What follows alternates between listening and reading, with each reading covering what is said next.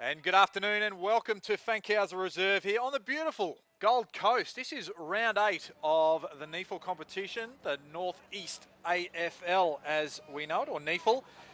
It is the clash between the Southport Sharks, the home team here, and against the Sydney University, the students.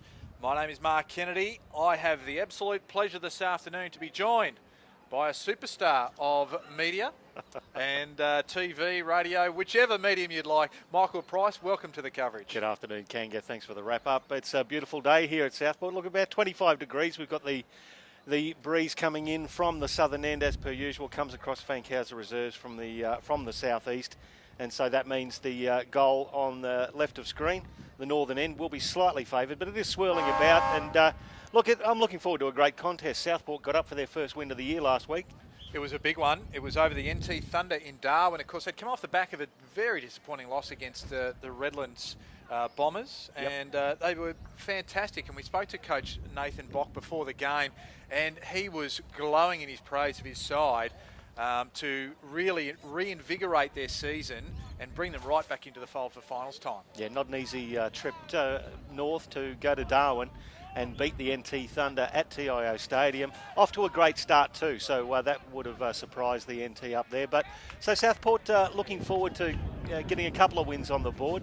They're going to be up against it though. They're 7th placed on the ladder, Sydney University 3rd, and the students last week 10 points over the Brisbane Lions, who are quite gallant as well. It's very spirited they were, the Brisbane Lions. They haven't been certainly in the best of form in season 2016, but Sydney University really had to dig deep to get over the line there. Yep. And of course it has propelled the students to 4 wins, 2 losses of their 6 games this year to sit in that 3rd place, while Southport, they do sit in 7th. They have won the 2 games and to go with their 4 losses for the season so far. So they have a bit of an easier run coming up shortly, Southport, in terms of playing some of the lower sides. They've got Canberra as well as the Brisbane Lions. Yep. And they play Redland down here in a few weeks, and punctuated in there as well is Aspley, which will be one of the tough ones on that run. Well, 3 out of 4 ain't bad, as Meatloaf said. That's exactly right. And we do see, obviously, some fantastic players in action this afternoon. Me personally, I'm looking forward to seeing a couple of the big clashes up there. Jacob Derricks for the students at centre-half forward. He'll be up against, I'd suggest it might be Matt Sully or even Evan Penozza, who play in those key defensive roles. Sully didn't play in the corresponding fixture in round 3 that these two sides played in, that the students won by 30 points. So that will be a key matchup, and I'll be interested to see how Southport really match up against Tom Young and Matt Rawlinson, who are really the prime movers of that Sydney University side. And Nicholas Widmar, we should say, is another one who really does the damage around the ground. Yeah, some great players there from last week. Nick Widmar, 3 goals. Tom Young brought his own Sharon with him last week, 35 disposals against the Brisbane Lions. He was best on ground, also kicked a goal, the 2015 NEAFL MVP. So, look, if they sit on Tom Young, as we saw in the AFL last night, sitting on Sam Mitchell, restricting him to 15 possessions, worked well for the Sydney Swans in getting over Hawthorn as well. But, look, Sydney have brought back a bit of firepower against Southport today. They've got a big number 1 ruckman in Sam Tagliabue, plus Matt Rawlinson, as you said. Austin Lucy's an interesting one too, NEAFL representative, former Aspley player. Well, look, he's been around the traps, but he's down there studying a Masters of Business Administration at the moment, Austin Lucy. A good midfield forward, and so that adds a little bit of spark to the Sydney University lineup. Well, we did see captain for Southport, Ben Headland, go with Austin Lucy to toss the coin. It was the 100-game player for the Southport Sharks, 100 games in the NEAFL, and the first Sharks player to play 100 games. Ben Headland, he duly saluted in the first opportunity, won the toss, and kicking to the northern end or the left of your screen this afternoon. So Ben Headland's only the 4th player to reach 100 games in the NEAFL, behind NT Thunder's Darren Ewing, Cameron Eilert and Reece Toy from Aspley as well. So he joins elite company. Really getting excited now here at Fankhauser Reserve for the opening bounce. Tips from you, Kanga? I almost want to sit on the fence, but I'm going to go with the higher place students. I think they have a good balance around the ground. So I'll go with them by a solitary goal. I think I might be with you there, but look, Southport did it well last week. And as the umpire raises his hand in the air for the opening bounce, here's Mark Kennedy on NEAFL TV, round 8 action. It's not a bad bounce to get us underway. No ruckman could get a hand on it. Boston's underneath there as well. Rawlinson, he's just manhandled early. Just goes back in and has another crack. Kerris and Boston lay the tackles. And the umpire says, give it to me. Didn't get very far. Big fellow, Max Wilson in the ruck for the students. Good to see a bit of tall timber back in their outfit. And he is the man that wins the free kick.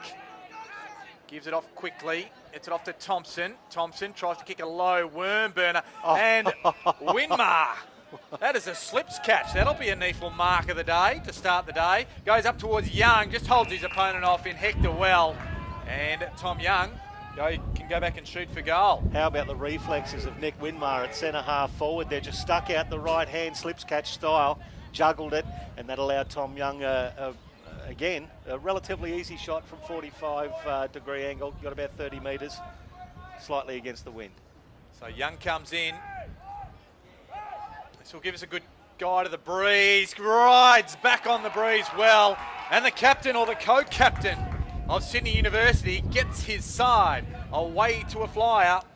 We've played a little over a minute of this first quarter and one solitary goal. Southport yet to score. Tom Young picking up where he left off last week. For Sydney University, the former Western Bulldogs product, 24 years old. And boy, oh boy, didn't he read the wind beautifully there.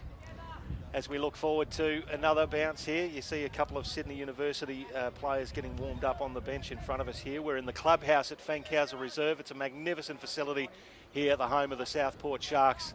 They're trailing by one straight goal. We'll have Max Wilson in the ruck for Sydney University.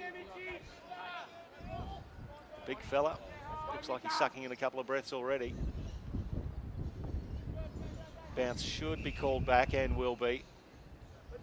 Interesting to see the forward set up there, Pricey. They've gone with Thurlow and Jack Anthony deep in the Southport forward line. Thurlow is a huge unit, 198 centimetres. Kieran Brennan just slightly taller, but Southport ruckman missed the ball. Max Wilson gets down and dirty, gives it off now. Ends up with Stuart Donnelly, kicks it long to half forward. Sydney University with the ascendancy. Could have been a free kick there. Ball held in underneath. There will be a ball up at right half forward for Southport.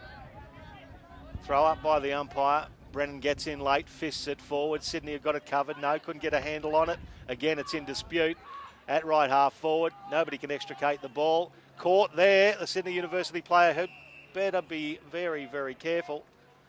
Had the one arm held back behind him. Rawlinson there. So the ball up middle again. Wilson had front spot. He was held, so he will get the free kick. So they do eventually get what we thought might have been a free kick earlier. But it is Wilson that gets it. He goes short, just overcooks it. And Manteet is the man that was the target. Couldn't find it. Mutu asked to go because it didn't go the required distance. They'll just try and mop it up here. Sirakoski to Aiton. Now they're just trying to work it out of defence. It ends up with Rawlinson. The kick wasn't a good one. Anthony intercepts. Can he get a handball off? He can't, but he's happy to take it over the line and take the tackle. And bad error by the Sydney defence there, Pricey. Yes, and just a few errors into the game early. Obviously a lot of pressure. There's a bit of a swirling wind.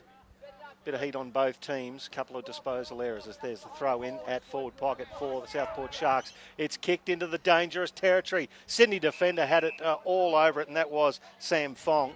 The 23-year-old utility wants to play on. Handball now to Young. Young looks for a chipping ball, very dangerous. Puts his teammate a bit of a task there, and that's Tim Barton. Barton gets away beautifully, has one bounce, two bounces. Could have just run too far in that last exchange. Gets the left foot inside 50. It's going to favour the run of the Sharks' defence. Ball slapped back now. Slick handball. It'll be long, and standing is Kieran Brennan for Southport. Punched away, and it's stuck under several bodies 35 metres out from the Sydney University goal. Beautiful bit of run there from Barton down the outer flank. And all the numbers inside forward 50 for University. Ball slapped forward, in dispute. Now Austin Lucy gets it, 45, tackled, scrubs it to the goal square. It bounces across the face and one behind. So 1-1-7 to Sydney University. The Southport Sharks yet to score. Good work there by Penoza with Derricks. So he'll be the matchup for Derricks, I think you'll find. They bring it back in over man wide, out of side. Looks like the captain in Ben Headland, and it is. Goes inboard, finds the former captain of the Sharks in Jason Burge. As it's short, goes to the man I think looks like a Mexican wrestler in Andrew Boston, former Gold Coast Sun. Just goes wide up the line and finds Jack Anthony just inside the boundary line. Long way up the field for Jack Anthony. Doesn't mind travelling, has a fair tank when he gets moving. Good to see him get involved. Goes long up the line. Wilson just stood it and used that big frame, and Thurlow couldn't quite get there in time, so the students get the possession. Bonnie, he got it, now in the middle of the ground, finds Barton. He'll just try and link up here, and he'll find Orr. Goes long. Good work there, ends up with Nicholas Winmar. Sully, it just gets shoved off the tackle. Winmar manages to get inside forward 50. Looked a little wide to me, but the umpire doesn't agree because it's big. Sam Tagliabue goes around on the left, right to the goal square, and Kieran Brennan pushes back nicely and does well and does what a big ruckman should do. So Brennan, the relieving mark in the goal square for the Southport Sharks. Dangerous kick. Burge just went with the 1 mitt, couldn't control the ball. Now Sydney have the opportunity inside forward 50. Going in hard there, Donnelly. Ball held underneath him, and there'll be a ball up about 35-40 metres from it. The Sydney University goal. They're leading 7-0. Good tackle by Tagliabue, the big man. Big unit he is too. Sydney get the ball now. It was through Sert Bass. Loses it. Oh, diving effort in there, but dived on top of the ball. How would the umpire adjudicate that? Said it was stuck underneath him. Very fortunate was Jason Burge. Courageous in diving at the feet there, but the ball stuck underneath him, can be adjudicated the other way. So now University want to move it. Scrubbing handball that goes across the boundary line. And we'll have a throw in just on right half forward for University. The man in the 47 there is Nick Foster. Used to seeing him in the number 11 jumper. That changed. He's got the man bun in the 47 today. Brennan from behind got it down. Forced to lay the tackle there was Kerris. And we'll have a ball up. Still at half back for Southport on this clubhouse side of the ground. Brennan and Mahadi was there. Burge gets a kick away from the clearance. Here's little Clements, just gets out of a tackle, wriggles. Boston does likewise, gives a big handball wide, just opens it up for Kerris. Kerris just chips it over the top, still on the wing, over to Hector. Goes a little bit longer, looking for Donnelly. Close to the boundary line, just manages to keep it in. Now Burton can go to the top of the square. Headland was there, just flying forward. Gets off to Troutman, now to Anthony. He's a sharp shooter. And that's Southport's first. Yeah, they made to work hard, but they got there. You can thank Andrew Boston in the middle of the field there. A sweeping handball, Kanga, that just opened play up. There was a lot of pressure on the ball carrier. Just a great vision to see the man out wide, and then they brought the ball down the outer side. Jack Anthony, well, he has got the ability to break open a game. That big tan dome of his. Living on the Gold Coast, I think it's really suiting him, and the lifestyle, and certainly kicking goals. That's his forte, and he's brought that to Southport. So Sam Tagliabue moves into the ruck for Sydney University. You've got Kieran Brennan in there for Southport. 7 plays 6 with University in front by a point. Tagliabue gets it down. It's going to end up with Rawlinson. The handball over the top now goes to Sirakowski.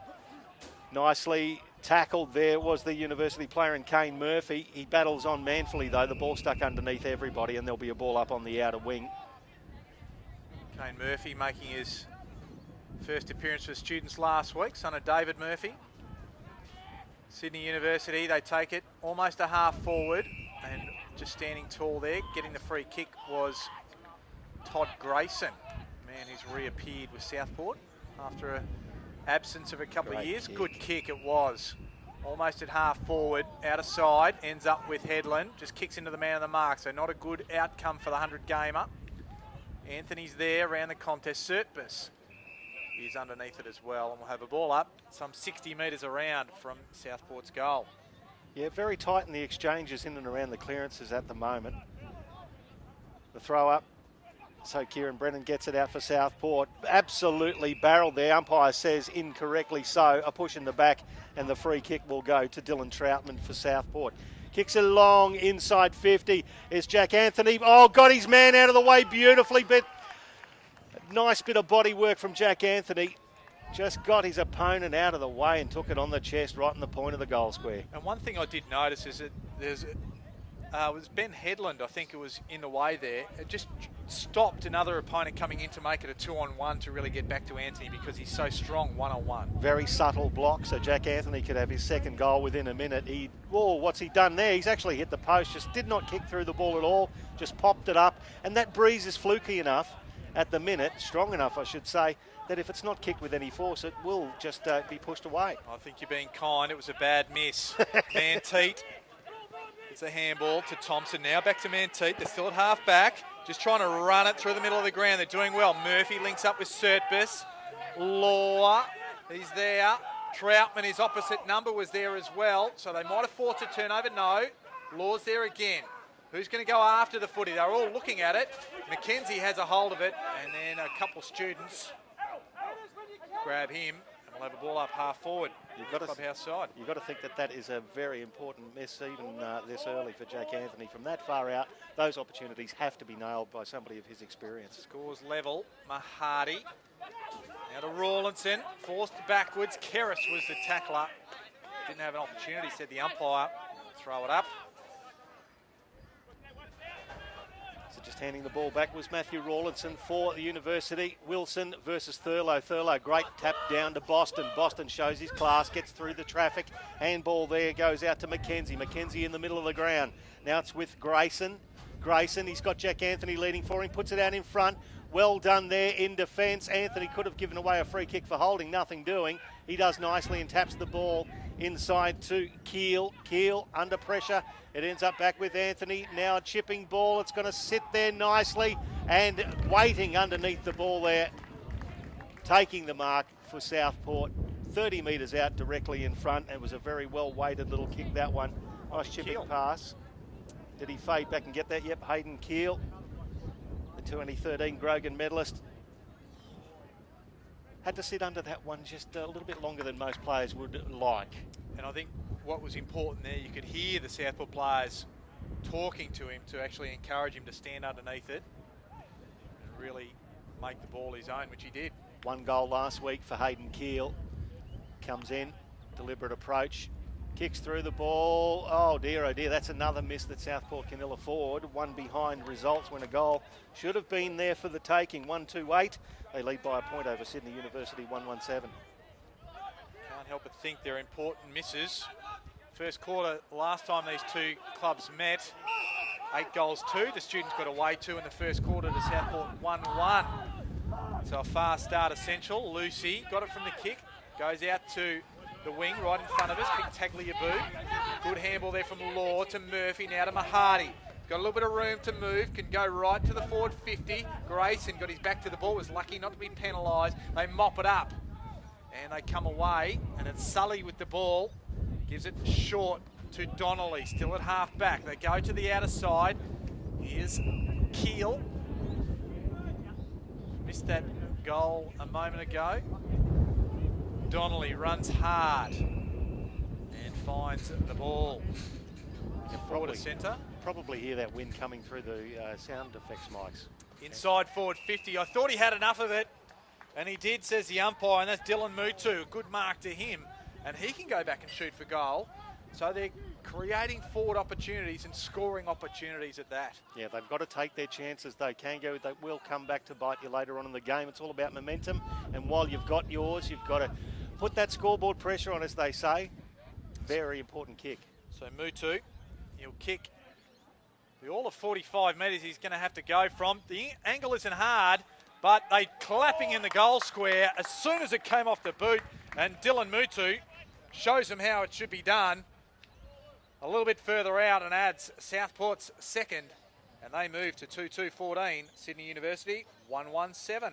Yeah, well, that's the way. Go back and put it over the goal umpire's hat. That's the putting the pressure on Sydney University. They're away from their home deck. You've got your home field advantage. And especially, as we say, the wind comes from the southwest, from the right of screen, usually favours the northern end, which is your left of screen here on NEAFL TV. And make those possessions inside the forward 50 count, especially when you consider that perhaps that trip to Darwin might be taking it out of them a little bit later on in the game. Well, it's a beautiful afternoon here on the Gold Coast. I think we're going to get to about 26 degrees. So a beautiful, we're not even in winter as we see the ball going to come back. So we're just going to wonder what effect that has on the students. They have travelled to Aspley already so far, and also Southport here, where they made a great fist of coming away with a win in round 3 against the Sharks. So ball up in the middle again. Thurlow couldn't get a hand on it. It was Hector who did for Southport. Again, the ball gets thrown into the middle. It's in dispute. Max Wilson climbs all over his opponent. Umpire says there's no way you can get rid of that ball. So we'll ball it up inside the centre square. The Mexican wrestler leading with his head there, Andrew Boston. It is a very well coiffed moustache and hairdo set on Andrew Boston, the former Gold Coast son. Thurlow over the back of Wilson. Ball again to dispute. Tom Young gets it. He's dispossessed. Wants to go back and get it, and does. Did well, did Wilson through the hands. Now Lucy. It comes out now to... It was Foster. He was wearing number 11, now on 47. Ball in dispute again on right half forward for the students. And again, it'll be pushed over the boundary line for a throw-in. Would be a very difficult pocket to score from, with the wind coming straight at us in the commentary box on this clubhouse side of Fankhauser Reserve. Again, Wilson versus Thurlow. Give that one to Wilson, although it goes to the favour of Southport. Ducking his head there and being tackled again. Was your favourite man, the Mexican wrestler? Well, his father has a crafty moustache. We see Neil get around the ground here, Neil Boston. And again, Young extricates the ball. Good clearance. It's taken by Grace and spins out of trouble, then back into trouble. Picks the ball up, though. Can't get a hold of it, and it'll be Seb Rogers, the young rookie, who takes the ball over the boundary line for a throw-in more or less the same spot. First game today, Seb Rogers. Has spent the last couple of seasons in Noosa, but is originally a product of Hamilton in Victoria. So good to see him really coming to the fore in this, get his first game. Ruckman go at it. Bonnie can't take it. Ball just spills out. That was Aiton, just tries to win it. Can't do so. Keris, he was dispossessed by Law. So just a scrambly bit of play. The umpire keeps letting it go. It goes forward just a little towards this Sydney Uni goal. Burge can pick it up. Good handball off to Boston. Boston goes with the left foot. Generally good by foot. Up towards Orr, and Sirakoski are there. And it was spilt over the line as the students killed it. Southport defence have been good so far, Kanga. They've scrambled very, very well. Put the pressure on the students as they try to make their way inside their forward line. Umpire throws it in right on centre wing commentary box side. Thurlow gets it down the double hander. Foster takes it over the boundary line in front of the interchange gates. Nice little exchange of pleasantries with Brad Wilson, and we'll have another throw in right in front of us here on NEAFL TV. Hope you're enjoying the day. It's a beautiful day here at Southport on the beautiful Gold Coast. Thurlow, just deft hands, gives it to Boston. Could have copped a push in the back, nothing doing. Stuck underneath him, umpire hugs himself, unlucky. And we'll do it all again. Yeah, it was unlucky. I thought Manteet, his momentum actually went straight into the back of Boston there. Doesn't get the kick. So we go again. It's the big man in Wilson, gets it down to Young, the NEAFL MVP, just belts it forward. Sully's there. I was going to say judged it well, but he spilt it in the finish. Does well to get away from Derricks. He's going to be under pressure here. He ran his full measure. Handballs, finds Troutman. They're away here. Good, clever kick. Hector is forced to work for it, but they do have the numbers. There's Burge on the outer side, still at halfback, feeds it inside. McKenzie just fumbles what he probably should have taken. Back to Burge. Have a target further down the ground. Barton with Anthony. Fair contest. They both scrambled, just pulled a few jumpers. And plenty of players around. Keel just squeezes around the corner. Burton's there. He just gets it further up. Brennan comes to meet it. Wilson's at the back, but the ball spills. to the ground and out of bounds right next to the Southport point post. I reckon the umpire called that a 0-0 draw between Jack Anthony and opponent. Both, it was like an arm-pulling competition. But a scragging, old-fashioned scrag in the contest. The throw in right next to the behind post for the Southport Sharks. They're leading by 8 points with a slight favour of the wind in this first quarter. Over the back of the pack, it's favouring Sydney Uni. Gets the handball away. Under a lot of pressure, Aiton gets in there for Rawlinson. There he is, Foster. That's a scrubby left foot kick. It's going to favour Southport. Gets kicked long inside 50. Hayden Keel sits underneath it and he butters up. Well recovered. Shoots a handball in the guts. And there's another goal for Southport. Might be Wilson. Well done, Wilson, and well done, Hayden Keel. In fact, it's Ericsson, I should say. So it's Ericsson, Blake Ericsson. He kicked 2 goals last week, and that's his first for this week. But a great effort there by Hayden Keel. Sat under the ball, spoiled away from him. He recovered and then shot the handball in for Ericsson, who slotted it through. And that's what they've got to do when they've got the chances, take them. They've been slow out of the blocks a little bit this year, Southport, but you can't accuse them. They look like they've absolutely come to play this afternoon. They're really taking it to the students early, and the scoreboard reflects it. 3-2-20, leading Sydney Uni 1-1-7. Approaching 21 minutes gone of this first quarter here. Here on NEAFL TV in this round 8 clash. It is third place, the students. Southport sitting 7th. And it's the 7th place Sharks who are taking it right up to the students. Really enjoying the contest between Irving and Jack Anthony at the minute. Bounce goes up. Neither ruckman really affecting anything. That was Hector off to Irving. Goes inside forward 50 off the big chest of Thurlow. A long way to get down. Foster's there. Now Thurlow just taps it to the benefit of Headland. Went to ground with it. Now got a handball away. Off to Mutu. Off to Irving. And goes up. And always looked like catching that big Thurlow. Goes in board. Dangerous kick. It was almost a free kick. Mutu wins it. Headland can't trap it effectively, and we'll have a ball up 55 metres from Southport's goal. Some ferocious tackling there, Sydney sensing the urgency in this situation. And the ball gets thrown up in half forward for Southport. Still in dispute there, it's picked up there by Mahady. Now he lost the handle on it, and the umpire said he was being held without the ball, so he will cop the free kick. That's a scrubby looking kick, but it will favour his teammate in Surtbass. It just bounces for him. He misses the target. It's going to get the handball back, though. So Errol Surtbass looks into the middle of the field, overcooks the kick. Southport have got the numbers, and so much so that they bumped into each other. Ball in dispute again. Sharks fighting on the ground there. It was Drew who got a handball out to Burge. Burge over the top to Seb Rogers, and they're away again down the outer side on the wing. The Southport Sharks back, looking to get into attack. So it's Headland with the ball, got it from Grace, and it was a good kick to him. And Headland, his kick left a little bit to be desired, and pushing back there hard was Aiton. He's a high performance trainer at Sydney University, so he should make sure that he runs out the game. Foster to Rawlinson. This side missing the students, missing Stevenson, one of their prime movers. Ball now ends up with McCaffrey. So still on the outer wing. Scoreboard saying that 14 points are in front, the Sharks. They're short down the line. Finds Manteet. NEAFL rising star, round 1 this year. Back to Aiton. Just gets a scrubby one inside forward 50, and the Sharks should clean up, but the pressure is good from the students. Winmar gathers, goes off to Murphy. Murphy shoots for goal and makes the Sharks pay. So Kane Murphy does it well, and the students get their second. They move to 2-1-13. Southport 3-2-20. The margin is back to 7 points, 24 minutes gone. Just those clean hands that'll kill you in defence. Southport with the numbers back there. They had it covered. They'd set up nicely behind the ball. And, of course, unfortunately, just not being able to pick the ball up, the scrubby hands. And Sydney Uni making full advantage of that and just move now within the 7 points. How good was Winmar in that little passage, just to swoop on that play. That's the one-touch stuff you need. Umpire puts it down in the middle. There's Brennan who got up high, could have interfered with Tagliabue, but it falls for Southport inside 50. It's going to bounce over everybody's head here. Reading it well was Boston. Boston tackled, goes to ground. Oh, then tackled around the neck. Oh, umpire hugs himself. I know he was low to the ground, on the ground, but gee, that looked high, that second contact. I reckon he's called a stalemate. A bit of a free kick each way.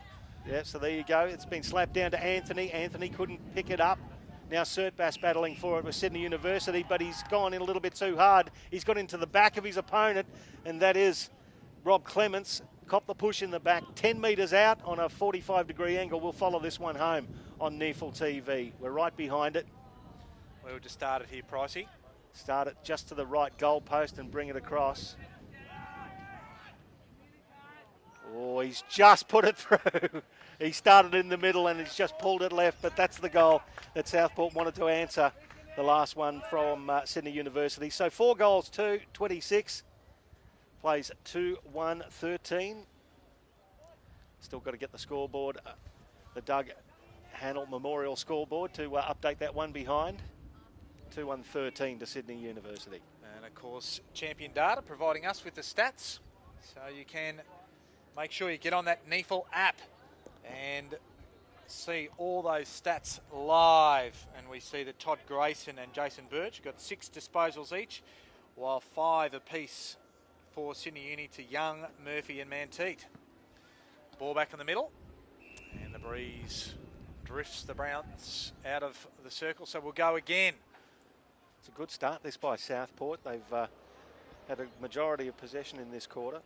So Brennan went high, and, found a pack of players. The ball's tied up. It'll be thrown up right in that centre circle again. It's inside 50s. 9 to Southport, 5 to Sydney University. Ball hasn't gone far again. Scrimmage, a little scrum, follows it around. Not a bad conversion rate, 9 inside 50s for 4 goals too. You'd take that just about any day. Keris off to Wilson, gets his hands free. Mutu's the one, but Bonnie goes through to Thompson for the students. Bonnie's forced to go again, just dinks it out in the path of Murphy. Kicked the last one for the students, gets a handball away this time, but cops a high one in the process. And advantage is paid. Thompson's there. Now the handball off to the big fellow in Tagliabue, and he pulls it. So only minus score.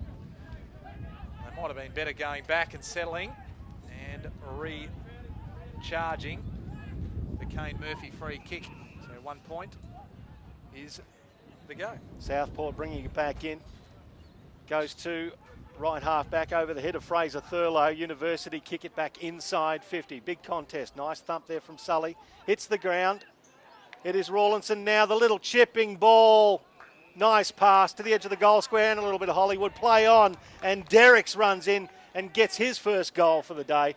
There's a little bit of slack marking in the end by Southport, but nice crisp play by University. And the goal's starting to flow here. They get their third. 3-2-20. Play Southport 4-2-26. That was Derricks, the goal kicker. Not the way he generally kicks goals running into the goal square like that. He's a mark and kick goal type, but did well to follow it up. The easiest of goals has brought the margin back to one straight kick. 4-2-26 Southport to the students, 3-2-20. 28 minutes gone of this first quarter. The players setting themselves for another centre bounce. In the middle of Fankhauser Reserve. And that one's a beauty. Goes straight up in the air. Wilson outpointed by Thurlow on that occasion. Bonnie trying to come through. He does well. Goes to centre half forward. Kicks a low Wormburner looking for big Tagliabue. Penoz is there. Can't quite extract it for the Sharks. Ericsson's there as well. And Drew is around the football.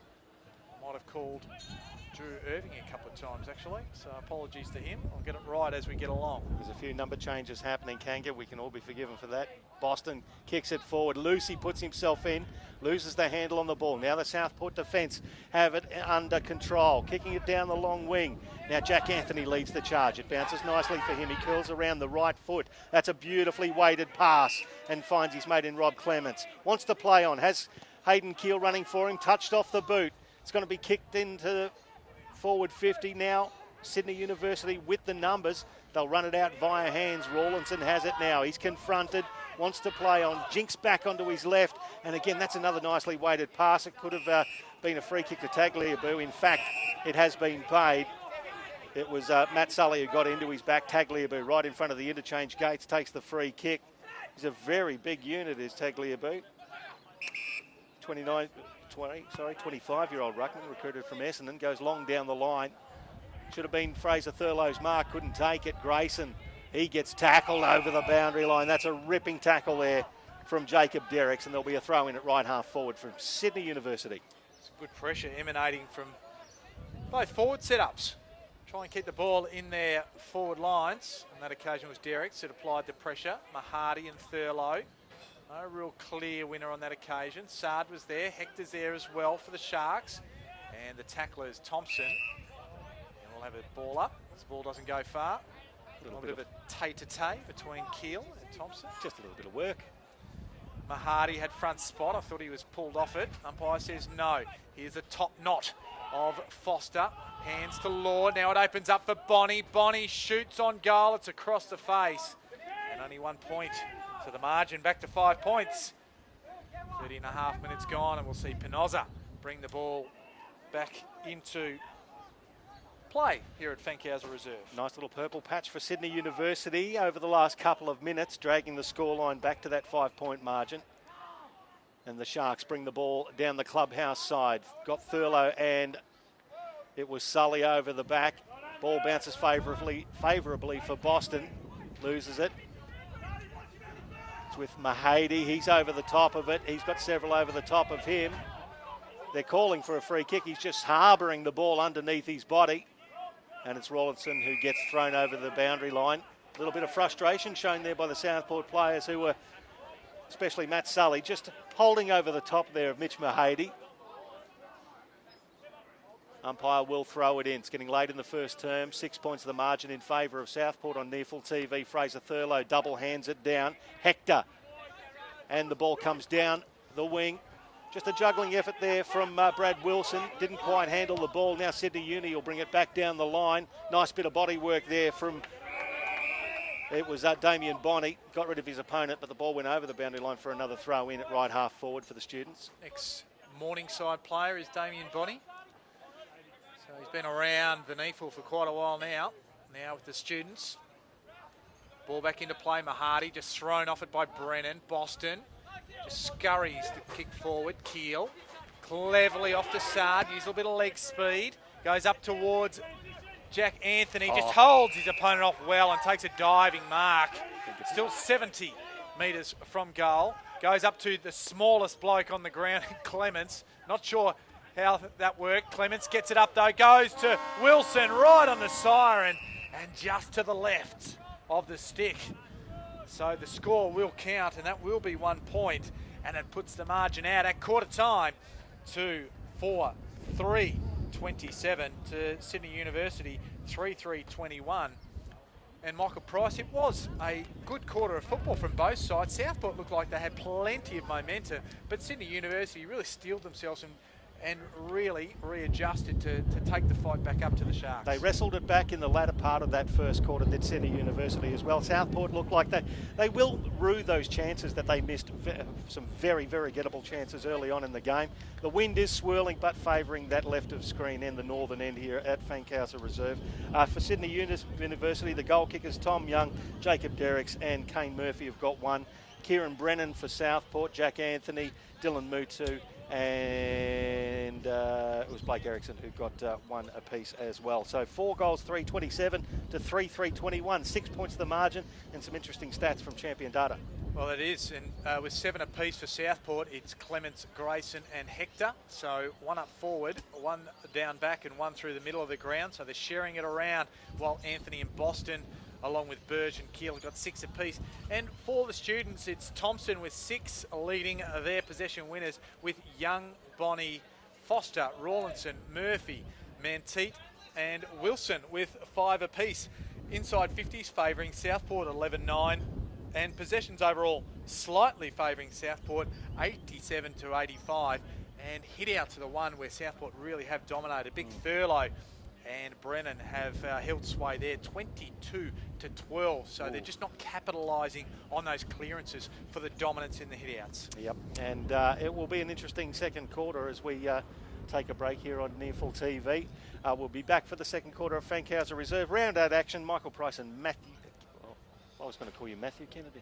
He's out there. He's the bald guy for Southport. Yeah. Mark Kanga Kennedy. Thank you very much.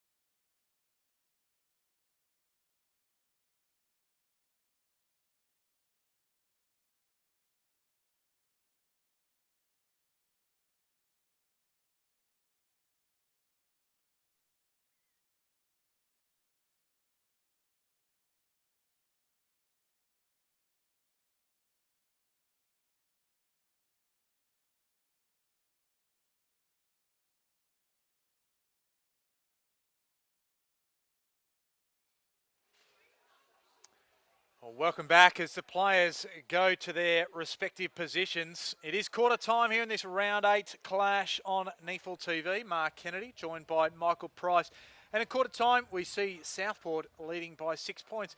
Now, it was an entertaining first quarter, Michael Price. Yeah, very much enjoyed that. I still think Southport could be ruining some of the opportunities. They started very, very well, missed a couple of chances, but Sydney University came back in the latter stages of that first term, used their chances, and it's a 6-point ball game at quarter time. Battle of the midfields, even though Southport dominating those hit-outs, as you say, the clearance work needs to be picked up. Umpire checking with the respective sides to make sure they're ready to go, and now holds the ball aloft. And the second quarter about to get underway. Brennan going against Wilson. Brennan just had a bit of better run at it. Rawlinson just handballs indiscriminately. Hector wrapped up by Rawlinson. Burge, although Rawlinson will win the free kick because it was deemed a throw. So he goes short. Has Manteet. Gets it under extreme pressure. So just still on the outer wing. They're kicking to the northern end of the ground, or left of your screen, the students in the second quarter. Goes long inside forward 50. Tagliabue with the big fly.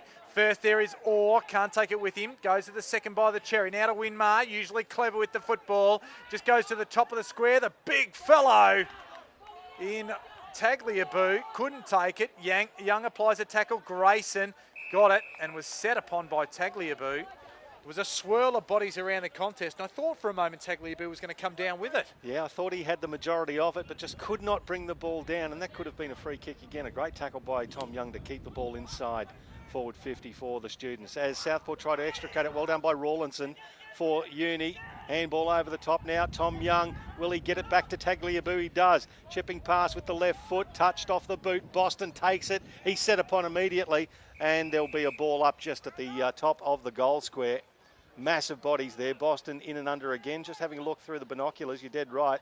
He has come to clean the pool. You've got Max Wilson, slaps it down now. Picked up by Brennan. Bounces there. That's a great little piece of work there from McCaffrey. Tom McCaffrey just picked it up, threw it onto the left boot, and it's a great little snap to put scores level. 4-3, 27 apiece, early doors in the second term here at Fankhauser Reserve. It was a good peace of mind, wasn't he? He knew he didn't have enough time to do too much else.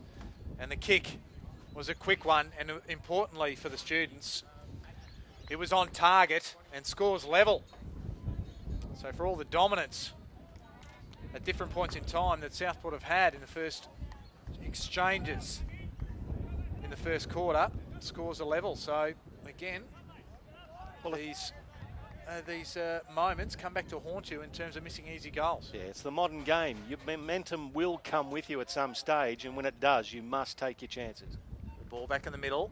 Brennan went early. Wilson, he took it out of the ruck and then was tackled by Brennan and penalised accordingly. So unlucky in some instances, in some aspects, but Brennan did the right thing. He pumps it to centre forward. Thurlow is the target. Couldn't take it on that occasion.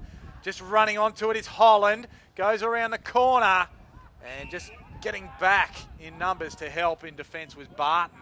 And goes to the outer side and finds it Lucy, and they're away with the ball. Austin Lucy gets the handball back inside. Now Sydney Uni looking to move it along. Jared Irving chipping past there, finds his teammate in Tom Ayton. Ayton now wants to switch play. Comes across to William Sirakovsky, depending on which school you went to. Sam Fong now back to Sirakovsky. Burns his opponent off, does well. The left foot hits Rawlinson. Now they're away, Sydney Uni. They've got to get it moving inside before Southport have the numbers back. It's back to Sirakovsky. The left shoe inside 50. Southport have the numbers. Oh, big fella in Wilson does well. Destroys the pack. The handball now over to Manteet, and he bangs it through. That was Wilson who left carnage. He destroyed that pack, brought the ball forward, and that was to the advantage of Sydney University. Well done to Manteet to drill it through. And it was, you could see that his teammates recognised that it was he who created the goal, the big fellow, and the teammates went straight to him to thank him for absolutely cleaning everybody up in his path. Yeah, it was. You could see that coming. The Southport boys manfully stood underneath the ball, but Wilson coming from a long way back, and that was like a train with the light in the distance, just went boom. The ball went through after Manteet knocked it forward. So Sydney University take their lead First time in the match. They're away. So 1 goal the margin in favour of the Students now. There's the big fella Wilson again. Brennan just went and knocked him over. Said, take that. Kerris out to Boston. Goes to the outer side of the foot to half forward. Headland can't take it, but Holland is there. Goes inside forward 50. In fact, it was Clements. Holland's out today. Thurlow went high, couldn't take it. Under pressure is Fong. Ball comes out. Sard gets a handball away, albeit under pressure. Fong butters up for the Students. He's there. He's tackled. He's manhandled. And he is wrapped up. And the umpire says, no, nothing doing. I'll just throw it up, boys, and we'll go again. So, Thurlow versus Wilson. Wilson wins that tap out. Sydney clearing the ball now. It's coming out there to McCaffrey. Grayson wants to see it over the boundary line. They both successfully do that. And where the 50 meets the boundary line, there'll be a throw in at right half forward for Southport. They are now trailing Sydney University by 6 points. Boundary umpire gets the ball back from a helpful person in the crowd. That swirling wind still favouring the left of screen just slightly. This is kind of the dead pocket where the ball is now. Thurlow slaps it down. Sydney University, the big up and under kick with Tagliabue in front of Brennan. Brennan gets his hand to it. It's picked up there by Damien Hector. Hector has Young on him and the ball stuck underneath him. Young appealing for the free kick. Nothing doing. Just short of centre wing. The umpire will throw it up again. Thurlow versus Wilson. Wilson decisively gets it down. Then butters up, gets his own clearance. Goes forward for the Students. It's taken there by Sully, then dropped. He does it again. Gets a handball away, picked up there by McCaffrey. He's thrown to the ground by his opposite number in Mackenzie, right in front of us. And there'll be another ball up just in front of the commentary box. But a ferocious work in the contests. Thurlow and Mahadi. Probably a bit of a stalemate there. Being held was Mutu, and he will take the free kick. And a few star jumps on the mark. Bit of extra work there from Surtbus. That's some old school marking. Yes, goes down the line. Anthony comes from deep. Kerris, not sure where to give it in the finish. Boston to Hector. Hector down the line, just bounces in. It's going to stay in. Irving gives a handball over the top. And Manteed, he was happy to see the ball out of bounds. Half forward. Don't see a lot of the star jumping as you're manning the mark anymore. Usually that's when they take off. Shimmy to go left and go right. I was waiting for the burpees to start as well, to go with the 80s exercise. Ball back in. Thurlow gives Boston an armchair ride down there. Just kicks the barrel inside forward 50. And barrelling out equally to meet it was the captain in Ben Headland. And he can shoot for goal. He's about 35 metres out. No real angle to speak of. Should be, with a decent kick, an equaler for Southport. Good chaos ball from Andrew Boston. His 8th disposal. Just got it inside. And, of course, Ben Headland with his experience playing in front, and that's where you got to be when the chaos ball arrives. Dive took the mark. See if he can cap his 100th NEAFL game with a goal. A different move for him, usually at home on the half-back line, and playing as another forward for Southport.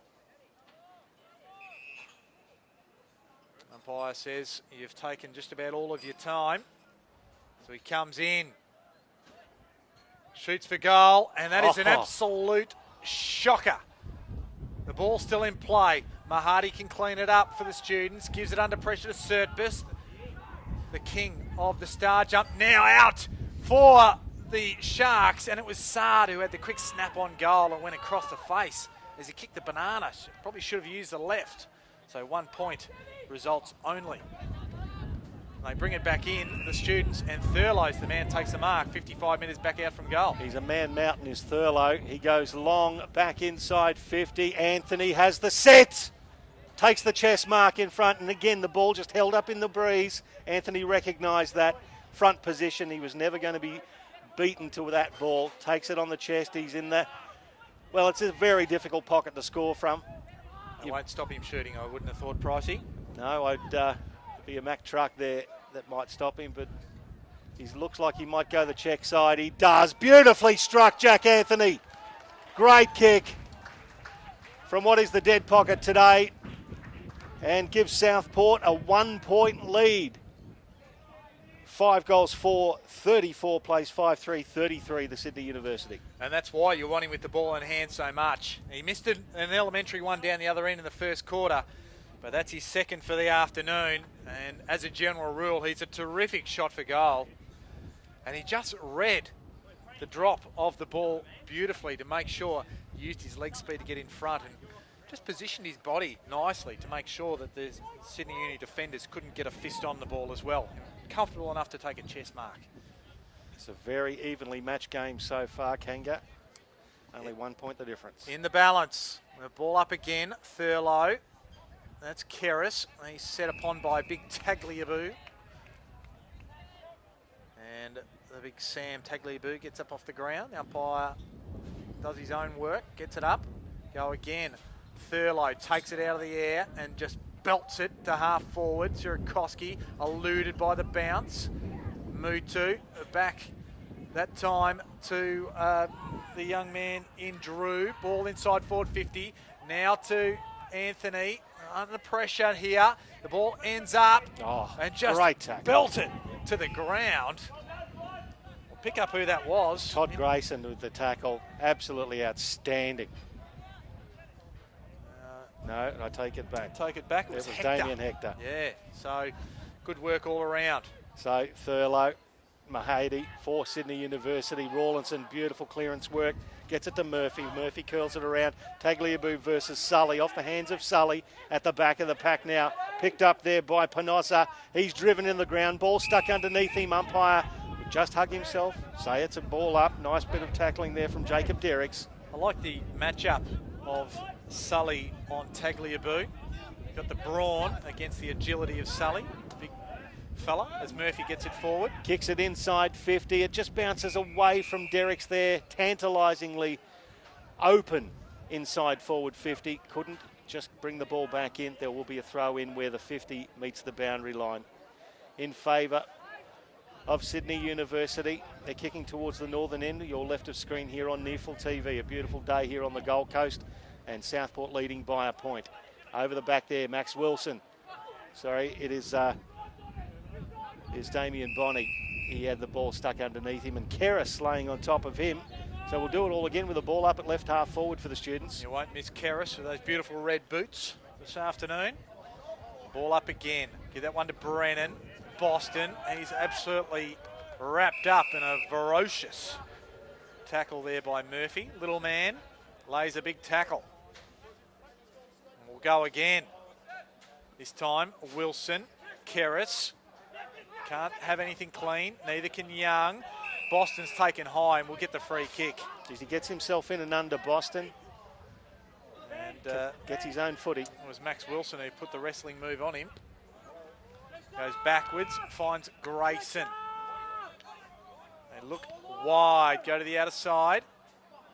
They have a man out there. It's Eriksson. Kicked the goal in the first quarter. That was a good one. Has a man short, misses the target. Donnelly will have to do the work now, but Thompson for the students beats him to it. Goes with the toe initially, and Donnelly just goes, you know what? I feel like going to the races today, so I'll put a saddle on you. And the kick from the students is a horrible one, and the ball ends up with Drew, still at half back. Not one for the vault in the last minute or so. Drew, long down the outer side, and again turning the ball over. It's again with Sydney University. Now it's with Bonney in the middle of the ground. He's got Tom Young on a lead, finds him. So Young, taking his time, the handball back to Foster. Foster, nice lead. Or just overcooks the kick a little bit for Rawlinson. It bounces over the boundary line. It'll be a throw in just in front of Dylan Mutu there. There's a chance that has gone begging there for Sydney University. You've got some champion data stats there, Kanga. So first players into double digits for the afternoon. Andrew Boston and Michael Manteet for Sydney Uni, both with 10 disposals. Ball hits the deck now. Rogers, the rookie, couldn't get the ball. Sully gets it back to Rogers. Now it's long down the line here. Brad Wilson in front and could take the mark and or free kick. Foster could not help but get into his back there, so Brad Wilson takes the mark, the 28-year-old. Must have been the weight of the man bun falling on top. Long down the line and just too far. There's the strength of the wind across the ground and just pushes it over the boundary line Out of bounds on the full. Sydney University free kick in front of the interchange gates. Now it'll go long towards half forward for them. Seb Rogers cuts across. Oh, courageous from the young man. Backs Wilson, the ruckman, and Kieran Brennan, who might have hurt himself hitting the deck there. The ball down the line. Grayson in front there was Aiton. Ball hits the deck again. Kick long for Wilson. Scrubs it towards half forward. Now Hayden Keel. It bounces kindly. He's got a man on in the middle. He's got Burton running for him, and it's a nicely weighted kick. Nice mark there from Burton, just in front of the goals. Gets up, plays on, left foot bang, and Southport with another goal to extend their lead to 7 points. They've come long and hard, haven't they? They've done very well, Southport. It's a good transition of play. They won the free kick off half back and were quick and methodical. And the kick to Burton was an absolute ripper. Good presence of mind by Hayden Keel to sell the dummy and then get back on his preferred foot and measured the kick nicely. And Sertbus applied the pressure as best he could. But it was good, strong hands by Burton and able to get up quickly and play on. Kick the easiest of goals in the finish. So back to a 7-point margin for the Southport Sharks in front of the students who are kicking with the slight aid of a breeze to the northern end of the ground. Possessions even, 122 apiece. Clearances even as well. The ball goes the students' way out of the middle of the ground. Rogers applies the spoil. He'll go back at it. Mahadi applies the pressure as well. So well done, young man, although he turns it over. Winmar couldn't quite handle it. Now it gets out. Troutman, Sully is the target, gets it on the bounce. Mahadi in pursuit, but Sully gets it up the line. Looking for Headland. Over the back it goes. Sard can't handle it. Here's Orr. He's under pressure. Under pressure he is. They'll need a little bit of assistance, but Southport have turned it over. This time it was Clements involved. They come away. Headland just chips it up, looking for the big fellow of Thurlow, and he does not let him down. And Southport can shoot for goal once again with the big man. The brick outhouse. That is Fraser Thurlow can go back and shoot it. He'll have to kick a 40 metres on about a 45-degree angle. Look, full-chested. He just ran straight at the ball. Great pass from Headland. Just popped it out in front of him. Nothing much that the Sydney Uni defence could do in that occasion. It comes in. On the right foot he'll go. And it's just fades across the face of goal. And one behind. And Southport extend their margin. 8 points it is now. 41 playing 33. We've played a tick over 16 and a half minutes of this second quarter. As Sydney Uni bring it back in the back pocket. Not a lot of movement for them. Southport with a good setup. So it's just long down the line towards the wing. Big pack of players. The ball hits the deck in front. Southport with the ascendancy. The ball inside 50 from Boston. Keel to the front of the pack. Nicely shielded there by Jack Anthony. No, the umpires actually called that. It was actually a block from Jack Anthony. I thought it was subtle enough to have evaded the umpire's gaze, but it didn't. And Southport have been penalised. Daniel Preen, named as an emergency today, took the kick. Now it's down the outer side. Sydney Uni trying to mount something here in the middle of the ground. And here's Nick Winmar by himself. He's got the temper to control the ball. They miss with the target though. Great tackling there from Austin Lucy. Ball stuck underneath his opponent. Could have been pinged there for holding the ball. They did have a big chance in the middle of the ground there, Kanga, and blew that one. Yeah, it was Winmar. I thought he was going to find the short one, but he went longer for some unbeknownst reason to me, but that's the pressure of football. Young goes to Lucy. Lucy long for goal, and that is a NEAFL goal of the day from Austin Lucy. Young fed it out to him, and Lucy said, I'm going for home. And he is back in his home state, and he registers his first major of the afternoon. And Sydney University, they narrow the margin back to 2 points here. 18 and a half minutes gone this second quarter. Austin Lucy, the well-travelled 29-year-old, the AFL-listed player, the premiership player with Aspley up here, NEAFL representative, now playing for Sydney University and studying his Masters of Business Administration, as well as strapping on the boots for the students, doing beautifully. Morningside premiership player. Morningside premiership player. Multiple Morningside premiership player, I would have thought. He has done it all, has Austin Lucy, and now he's brought the Sydney University side to within 2 points. Southport win the clearance, though. It's Boston again wins the clearance. Kicks it long. It's taken there. His Southport teammate in Nick Burton. He's got Anthony. Will he find him? He does. The kick was just running away from Jack Anthony on that breeze, but he showed great toe to reach it and fingertipped it. Now, this is an even more difficult kick than the last one. You dare say that would be very hard kicking into the teeth here. So he honours the lead from Boston, who takes the mark a little bit closer. He's 30 metres out. Anthony's just gesticulating here. He wants it back on a better angle. And Boston is doing his best to try to convince the umpire he's got no interest in passing it. So he's right on the boundary line.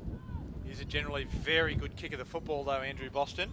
He's only 25 metres from goal, but this is right in the teeth of that wind, kicking straight into it as it comes across the southern end. Boston starts it right, curls it, hits the post. That's a magnificent effort from that pocket, one behind results, so it's now 3 points the margin. 42 plays 39 in favour of Southport. And the breeze really picking up, lost a bit of paper. So hopefully remember all the players' names. Straight out there. This is Preen. It's around, looking for Lucy. Mutu's there for Southport. Gives it off this time. And the Anthony was the intended recipient from the chain of handballs. He'll have to get it off pretty quick. He was under pressure and he'll be penalised. This wasn't quick enough. It'll be Sirakoski that takes the free kick. He'll want to get on his preferred left, and he does. Comes out. Has McCaffrey. Kicked a good goal early in the second quarter. Has one short, and that's Tom Young. So they're still at half back, and they've transferred the ball to the middle of the ground now. Surtbus. Goes short. Derricks is the target and takes the mark. Half forward on this clubhouse side of the ground. Jacob Derricks wheels around the right foot, kicks it long towards Tagliamu. In front, big man couldn't take it. Nicely roved there and taken high was Jordan Law.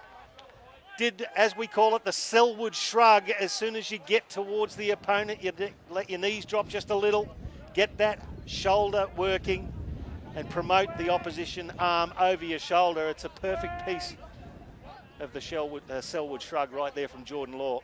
Fankhauser fought the Law, and the Law won. Correct. Well played. Get the musical references in with the encyclopedic knowledge that is Michael Price with his music. Jordan Law leans back and starts it too close to the middle, and the wind just takes it straight across the face of goal. One behind. You've got to get that right goalpost in. So 6-6-42 to Southport, plays 6-4-40. It's back to a 2-point ball game. Southport in charge here at Fankhauser. Thurlow's the target. Front spot, he's going to be hard to stop with that big frame. Gives it off to Panozza with the left foot. I was going to say wasn't a great kick. And Orr will take the free kick as it was Clements that infringed. Burton was away, so lucky free kick going the students' way. Foster has it.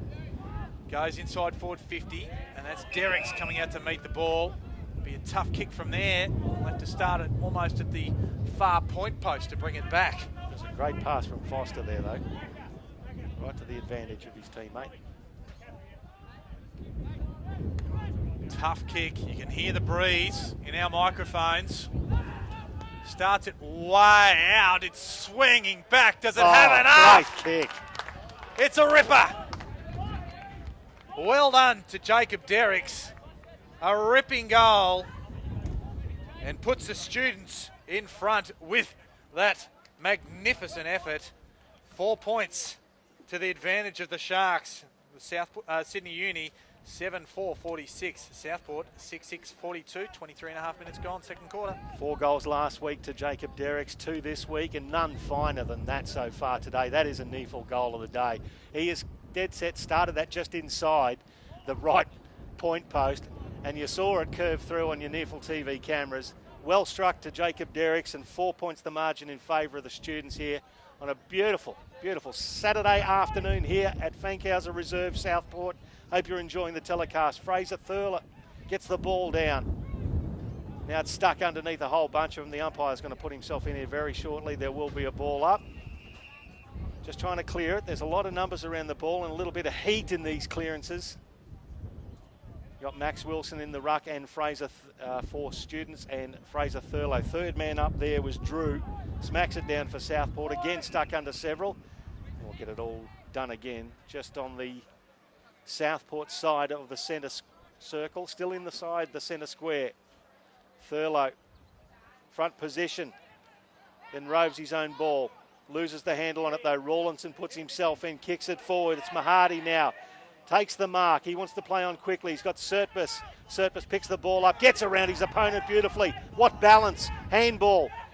Now it gets to Thompson. He wheels in from half forward, and that's a wasted opportunity. Just kicks it down the guts of the Southport opponent in Grayson. He couldn't catch it. It could have bounced through for a bloody goal. That's the crazy part.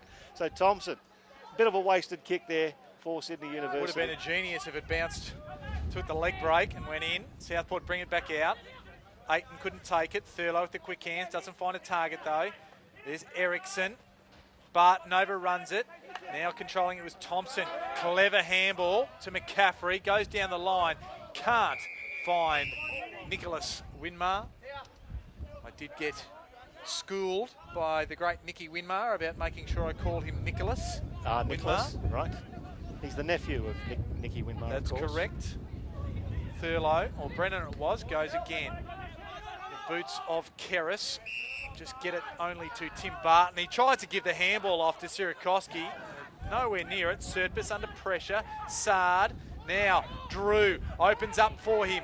Goes forward. One-on-one contest. Goes over the back. Headland. Leg speed. Preen's there. Goes to ground. Well done, Daniel Preen. Excellent effort. And the cavalry arrives for the Students, and Lucy and Foster combined. Brilliant work from Daniel Preen. Named as an emergency today and comes into the side. Absolutely smothered Ben Headland there as the ball's in dispute in the middle of the ground. Rawlinson just goes in, gets the footy, gets back up, left foot inside 50. What a great bit of play from Rawlinson, and that deserved a mark there too from McCaffrey. He plays on and finds a teammate in Nicholas Winmar, as we've been schooled on.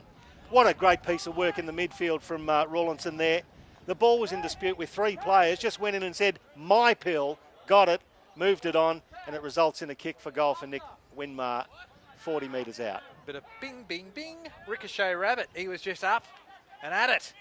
Nice work. Effort after effort from Rawlinson. So Winmar, who kicked 3 last week, hasn't troubled the scorers today. Leans back, starts it right, does well, and extends the lead for the Students here in the second term. 8 goals, 5-53 to Southport, 6-6-42, and you can chalk that goal up to Matthew Rawlinson.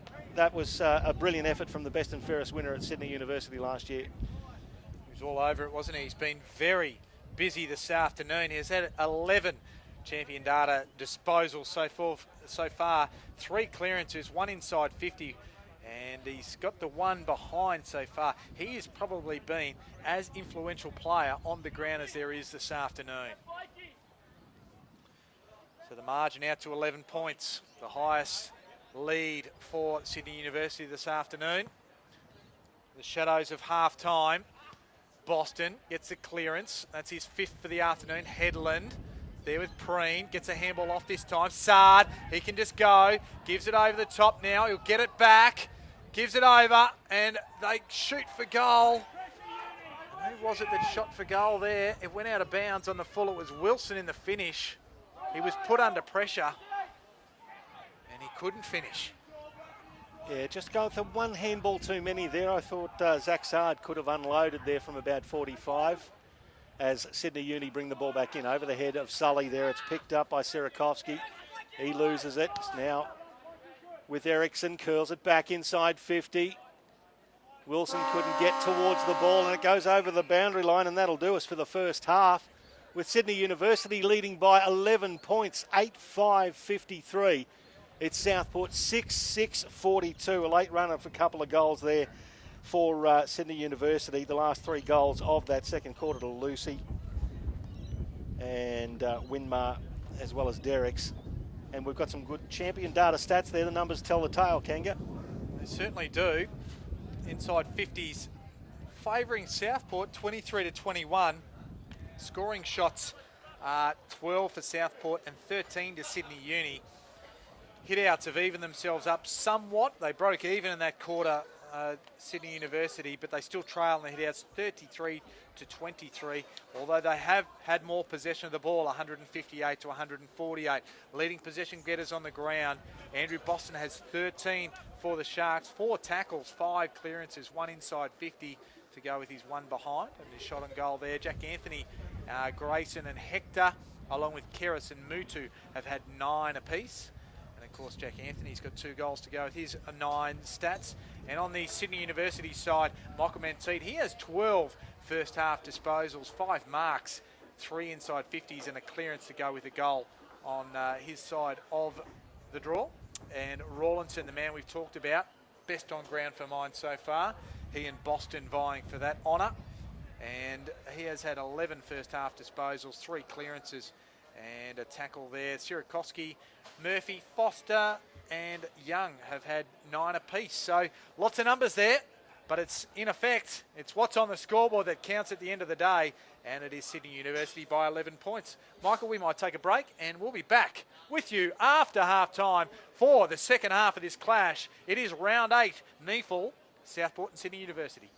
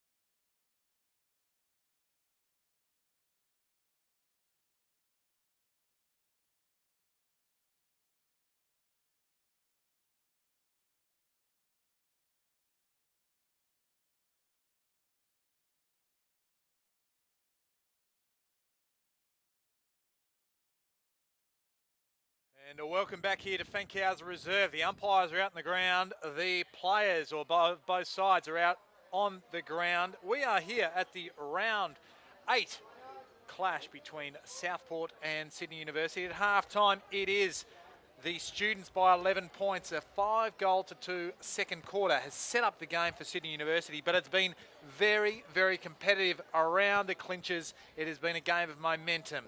My name is Mark Kennedy, and on NEAFL TV, I'm joined by the guru, Michael Price. And Michael, it was a fantastic first half of football here. Very competitive first half of football, Kanga. Southport out of the blocks early in the first quarter, probably didn't take their chances. Then Sydney University wrestled back the ascendancy late part of the first quarter. Southport went into quarter time with a 6-point advantage, and as you say, a 5-2 second quarter in favour of Sydney University gave them an 11-point lead at half time. Our goal scorers for Sydney Unity, Jacob Derricks has got a couple. Tom Young got one, Austin Lucy, Nick Winmar and Kane Murphy, as well as Michael Manteet and Tom McCaffrey. For the Southport Sharks, Jack Anthony's got a couple, Kieran Brennan's got one, Blake Erickson one, Nick Burton and Dylan Mutu one as well. Look, the best players are in the midfield as far as I'm concerned. Rawlinson for Sydney University is close to best on ground. Done some amazing clearance work.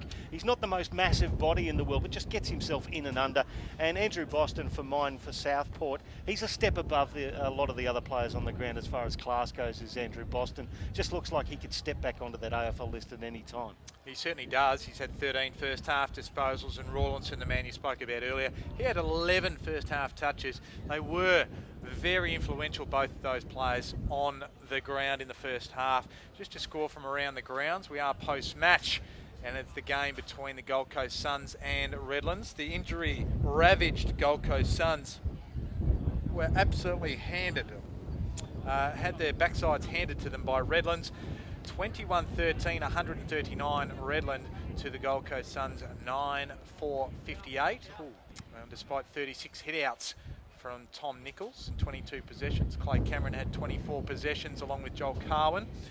It was Blake Brewer, 42 disposals for Redlands. Yeah. The red-headed terrier he is, and Rees had 40. So their midfield just went berserk, and 3 goals each to Rogerson and also Brad Howard there for the Bombers. So big win for them, important in the context of the game. But this is the voice of Michael Price, who will get us underway with the students 11-point leaders at half-time. Tagliabue for Sydney Uni versus Kieran Brennan in the ruck for Southport. Brennan gets it down, gets out to Troutman. Now it's kicked forward for the Sharks. It actually comes straight across the ground, bouncing straight towards us in the NEAFL commentary box. And it will be a throw-in, even though Thompson was appealing for deliberate. Can't say that it's a bum kick like that and it was deliberate, but I've seen a few in the AFL actually. Well, the Breeze is the one that actually took the intent out of, I suppose, the kick. Throw in, Tagliabue gets rid of his opponent, misses the ball. It's Kerris, he loses the handle on it, picked up by Bonnie for Sydney Uni. Down the line, well judged, good fingertip mark taken there by McKenzie, and they're off. Southport inside the centre square. Grayson, now he's got Clements leading for him. That's a nicely weighted kick just over the head of Sam Fong, and Clements takes the mark just inside forward 50 for Southport, and this would be an ideal way to start the third term. I just wonder if Grayson has actually moved forward. We just saw him obviously kick that ball over the top, but he came from the forward line, so that might be a move that Coach Nathan Bock has made. Sydney Uni with all the numbers forward of the centre circles as well, in case Clements can't find the target here. It's a long kick. Has it got the legs? And it's just a little bit far right. One behind is the result for Southport.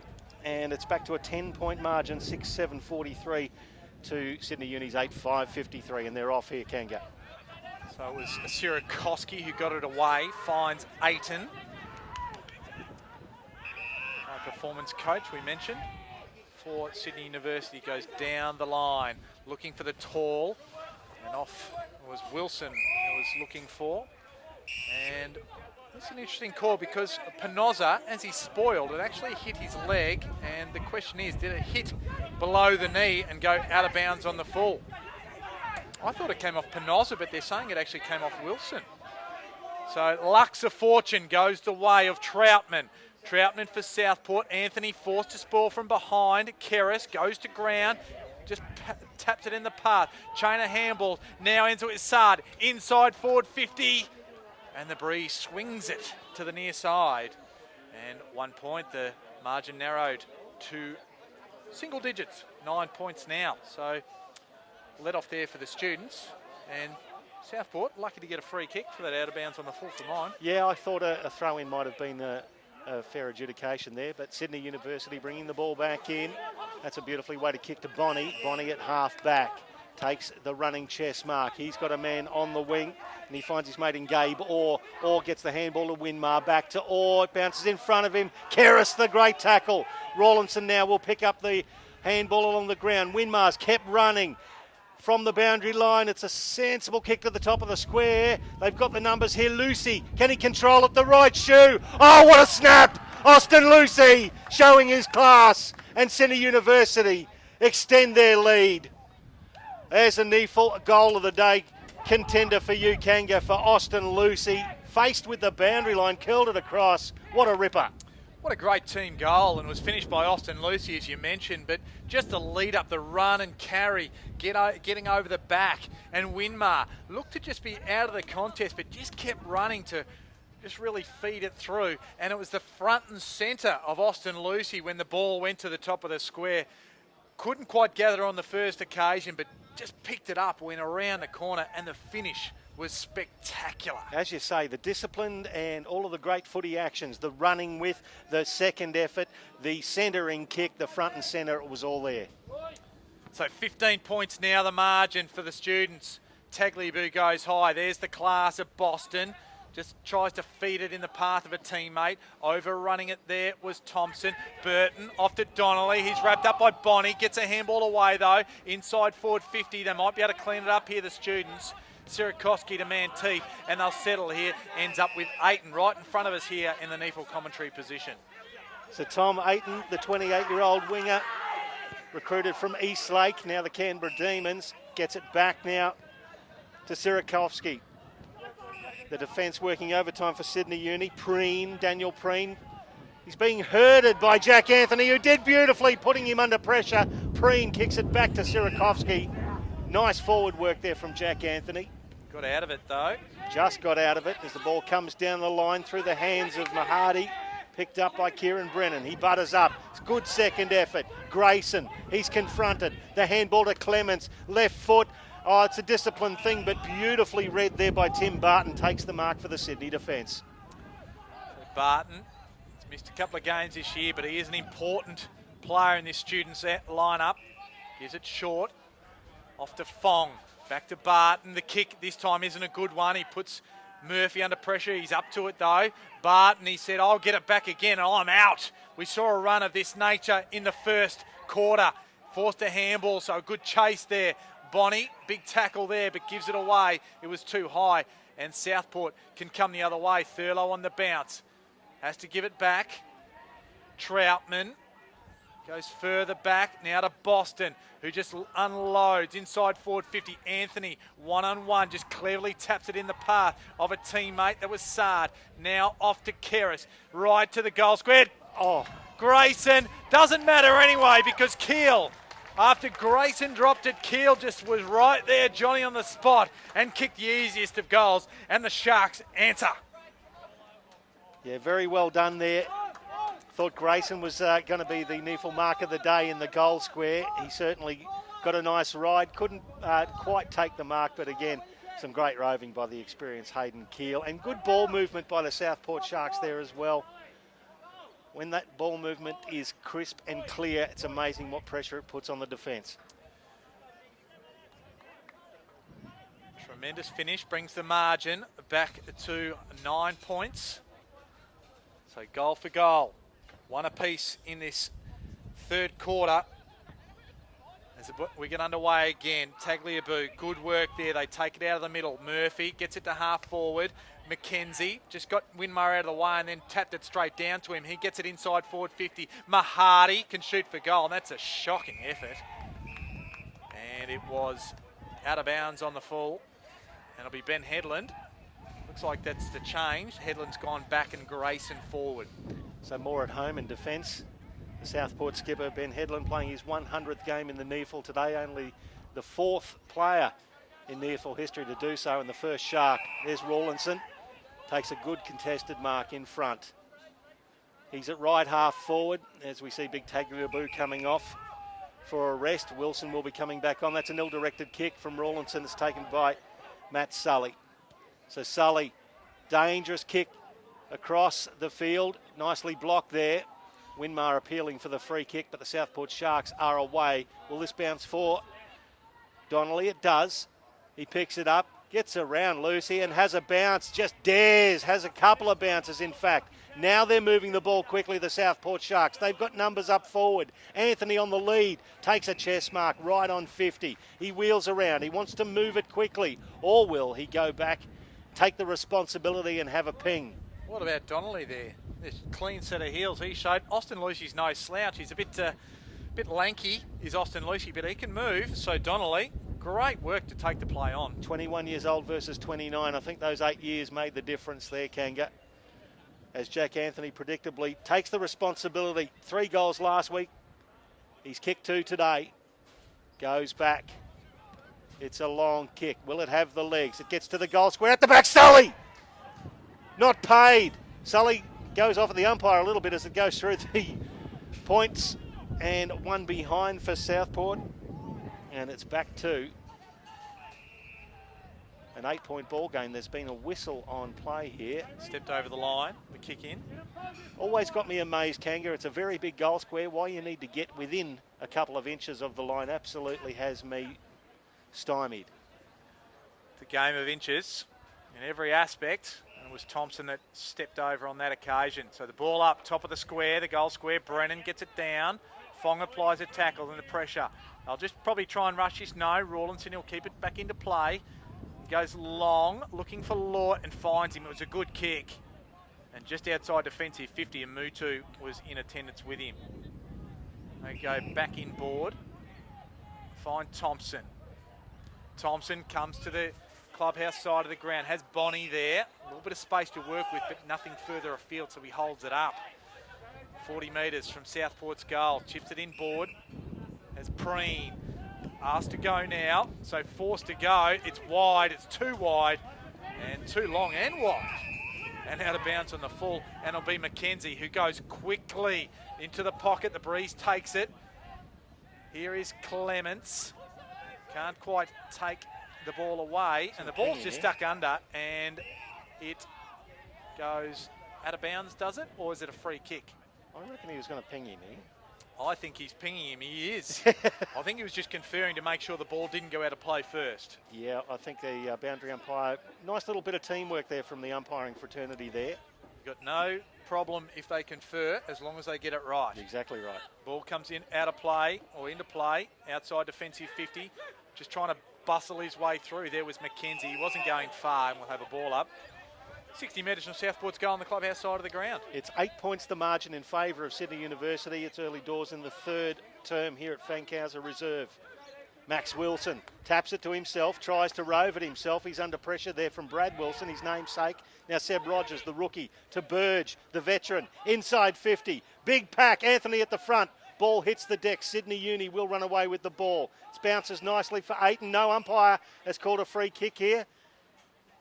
And it's a 50-metre penalty. What is going on with that one, Kanga? Can you read that one for me? Might have gone against Jack Anthony in that marking contest, and there was a bit of pepper. Ayton plays on. Great body work from Bonnie. Keeps going and then shanks it from 20 metres out directly in front. He could have strolled up, had a cup of tea, and then bounced it in the goal square, but shanks it. And that's a very, very good opportunity for Sydney University, completely wasted, and one behind results. 9 points of difference now. You wonder if those things come back to haunt players later in the game. Speaking from experience, yes they do. So Boston now with the ball just outside his defensive 50, kicks it down the line. Thurlow against Murphy. That is an absolute David and Goliath matchup. Thurlow took the mark. Anthony goes high and does well. Presence of mind. Gives it quickly. Troutman gets around one. Has a man inside forward 50 all by himself. And this man will go back, and that's Mutu. And Jack Anthony, that's a NEAFL mark of the day. Take a bow. Absolutely. Had the sit there, kept his eyes on it. The second juggle did beautifully and followed it up with a great kick too, just quietly. All the great hands off. So Dylan Mutu will come in, kick from 45, has the distance and not the accuracy. So a minor anti-climax from a good build-up from the Sharks. So the margin back to 8 points. We've played nearly 13 minutes of this third quarter. Sydney Uni bringing the ball back in. It's over the head of Troutman. It was taken there by Brennan now. Ball with Sydney Uni again. Bonnie kicks it down the line. Tom Young can't get near the contest. He's shaded there by Donnelly. Ball stuck underneath now.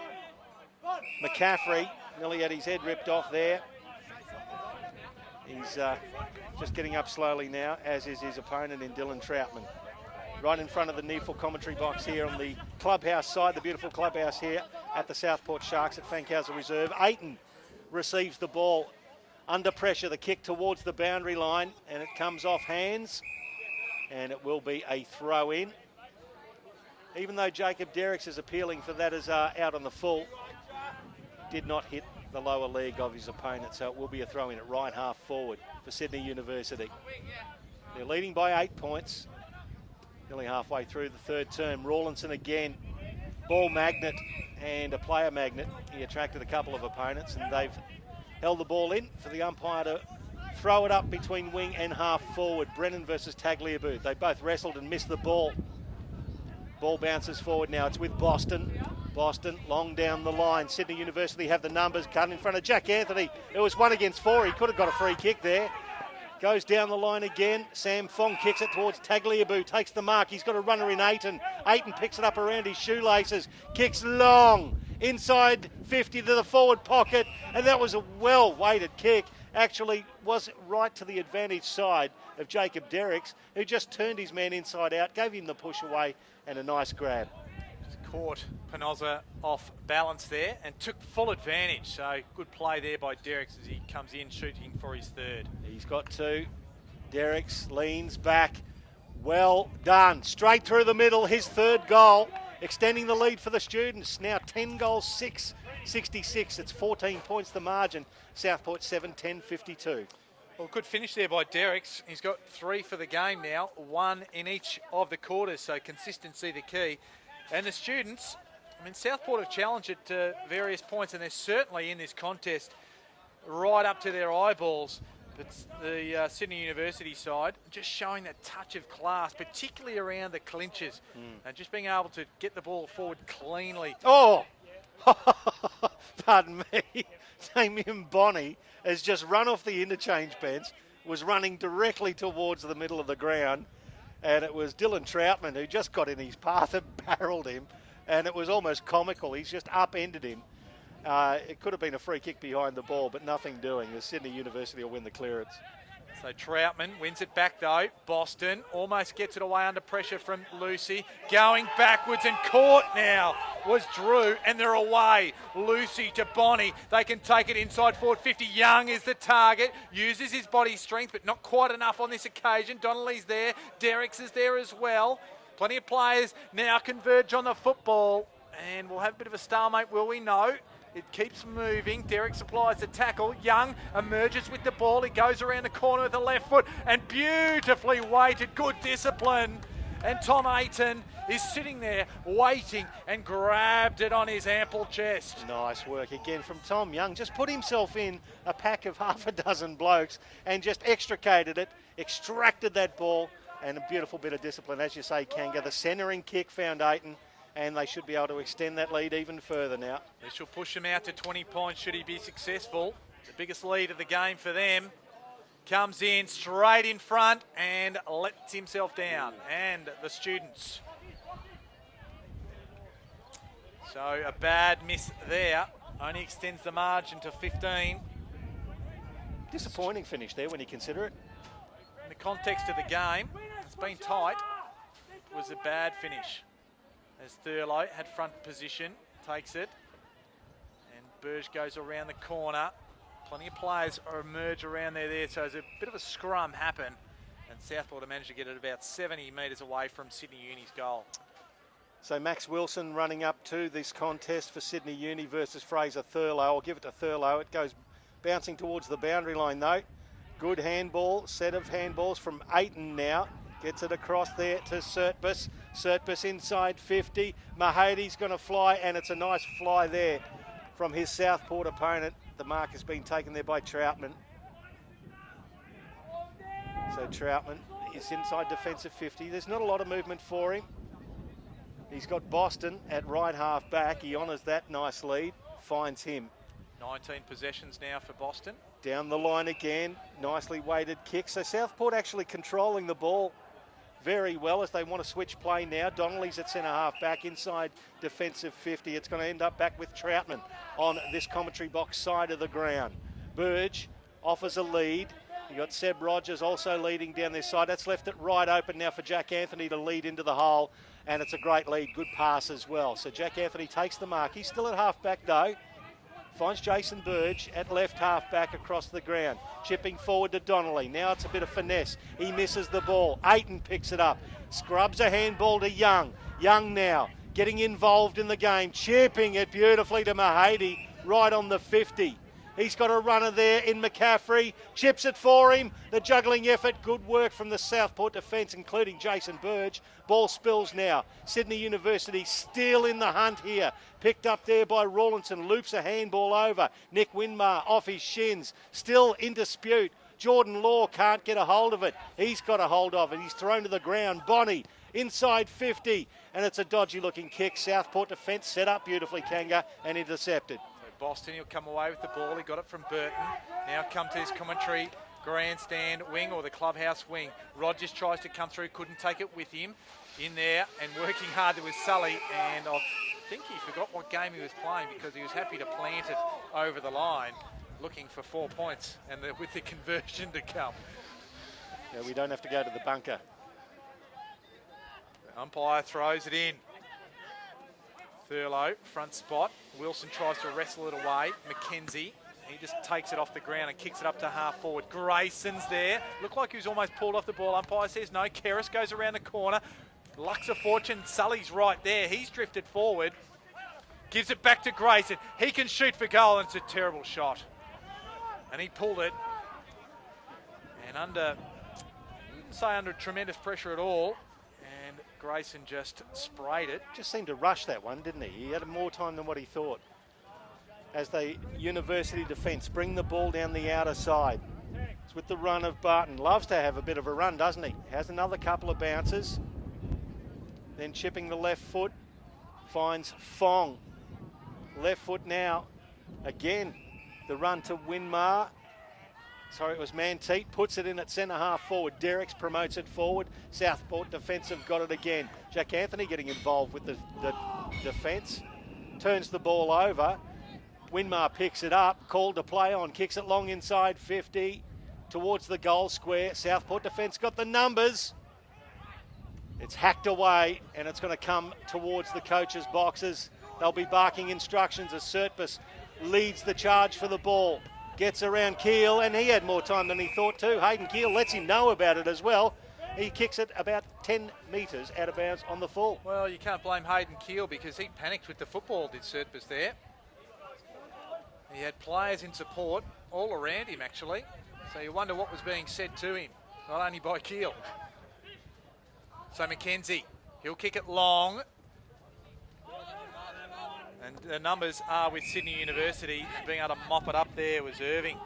Goes in board, has Murphy there, and go a little bit further across the ground. Now in the middle, at centre half back. Goes to Sirakoski. Here's Sertbus. The handball wasn't a good one. He puts Murphy under pressure. Good enough to get it to Orr. Now to Mahady.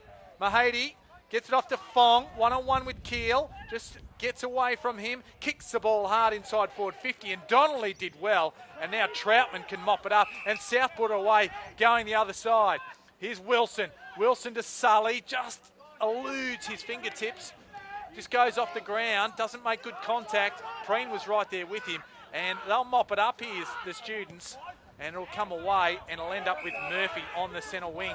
So Murphy, long, down towards half forward. Bonnie gets involved with the body work before the ball arrives, and the ball goes over the boundary line for a throw in at right half forward. As we just see one of the Sydney University players coming off, covered in the claret. Okay, ball. Got a nice split above the left eye, receiving a lot of attention. The throw in, Thurlow appealing for the free kick. Max Wilson gets involved for Sydney University. Wilson for Southport, does the 1-2. Long to half forward for the Sharkies. And it was Grayson who couldn't control the ball over the boundary line in front of Barton. And there'll be a throw in. Again, that fluky wind still involved. It's probably still favouring the northern end, the left of screen. Sydney Uni leading by 14 points. The throw in. Brennan versus Tagliabue. It actually bounces to the ruckman. It's picked up there by Hector. He's tackled immediately. And the umpire, probably with a bit of a premature P in the whistle, just blows it up as Keris was about to remove himself from the clearance. And another ball up. Tagliabue got the hit out, but it ends up with Southport. Boston, surprise, surprise. The pressure was on him though, and it came from Murphy, who kicked and resulted in Boston kicking it out of bounds on the full. Rare error, albeit under pressure from him. Good tackling pressure from Sydney Uni. That's one thing they've excelled at today. So Murphy goes back. Has Fong there. Looking just to go to the outer side of the ground. Instead, Fong comes to the clubhouse side of the ground. Brennan is right there. Reached over the top of Tagliabue. Keel just busts through. Approaches to 55. Kicks it short. And was looking for Anthony. Couldn't quite take it. So Sydney Uni just up to the task at the moment. Sirakoski goes on the non-favoured right. Brennan spoils. And it's a holding. The man decision will go the way of big Tagliabue. Played a good role, has Tagliabue, as he gets it to Thompson. Thompson now gets it to Fong. Back to Thompson. Now the run through the guts goes Thompson. Has a bounce, has two. The Shepherd from Irving. Loops a handball over the top to Manteet. Now the handball to Young. It bounces in front of him, under pressure, and he just probably just got it to boot as soon as he possibly could. Scrubs it forward. It rolls across the face of goal. There'll be a throw in beside the point post as well. The build-up's been good, both sides. The finishing has left a little bit to be desired. And again, to give the players a chop out though, that fluky wind must be playing havoc when you're looking to do a precision pass as it drops onto the boot. Now it's Keris for Southport in the back pocket. The handball over the top. He was waiting for the 1-2. It loops. It's Wilson. He's tackled. Picked up by Surtbus. He's tackled by Keris. Now the ball perilously close to the boundary line. Back to Brad Wilson. The handball over the top now to Burton. And they're away, the Southport Sharks. It's taken now by Caden Keel. Got a few numbers. He's got runners on the inside. Gives it back now to Mutu. Mutu inside 50. Anthony getting pressured by Irving. Anthony the juggler. Couldn't take the mark. Sydney University will be away here. The ball's coming out to Preen. And he's at right half back. He's in pursuit. Picks the ball up though. And that's as deliberate as you like.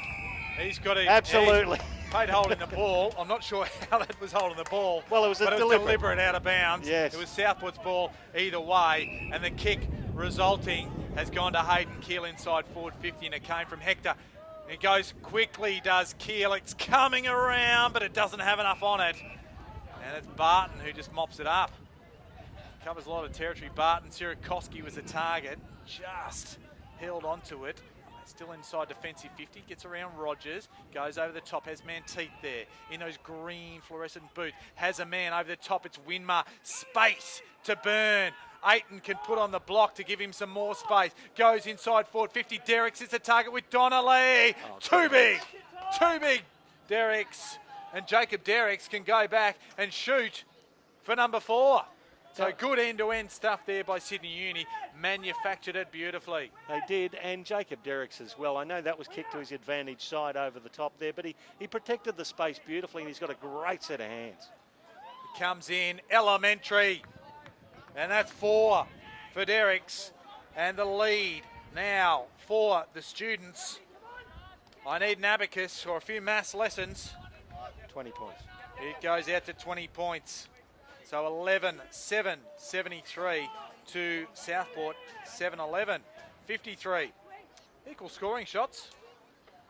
Again, taking their chances, the students, as you say. It's just that little bit of polish at the end where the lead-up has been good for both sides, but Sydney University just probably that little bit cleaner at the finish. And here's a stat that will sort of reinforce that one. This quarter, 1 goal, 5 Southport, and the students have kicked 3 goals too. So accurate kicking equals good football. Exactly right, as Tagliabue and Brennan in the ruck. I'll give it to Tagliabue from Sydney University. Rawlinson, the handball to Lucy, who clears the ball towards half forward. Now it's a 2-on-1 here. Sydney University have the numbers. Burge does beautifully for Southport. Takes it over the boundary line as well, the veteran. And there'll be a throw in just next to where the Southport players are being rubbed down. So getting a bit of advice there as well. Nice ruck contest as well, this one between Brennan and Tagliabue, as well as Wilson and Thurlow. Tagliabue in front, could have copped a free kick, did so. The umpire said it was a high kick as Rawlinson and Keris get involved behind the play. A little bit of holding and niggle. Bonnie also gets involved as Tagliabue uses his left foot to get it inside 50, working his way to the front there beautifully.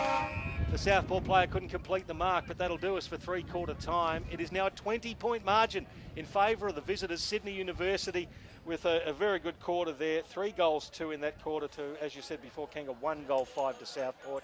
So they've got that 20-point margin at three-quarter time. Well, it was 6 points Southport's way at quarter time, then 11 points at half time in favour of the students, and they've extended it to 20 points. It's been a real arm wrestle at different points in time.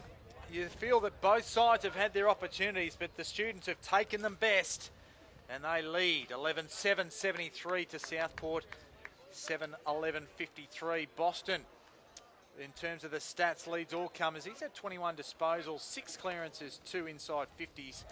Been terrific for Southport. Hector and Keris have had 14 apiece, while Anthony, Grayson and Keel have had the baker's dozen each, while Michael Manteet has had 19 and Rawlinson 17 disposals, while 15 apiece to Sirikoski, Murphy, with Barton and Young 12 apiece. So the numbers, stats overall going the students' way. Yeah, 251 to 231. And the tackle count as well, you can see specifically 49 to 33.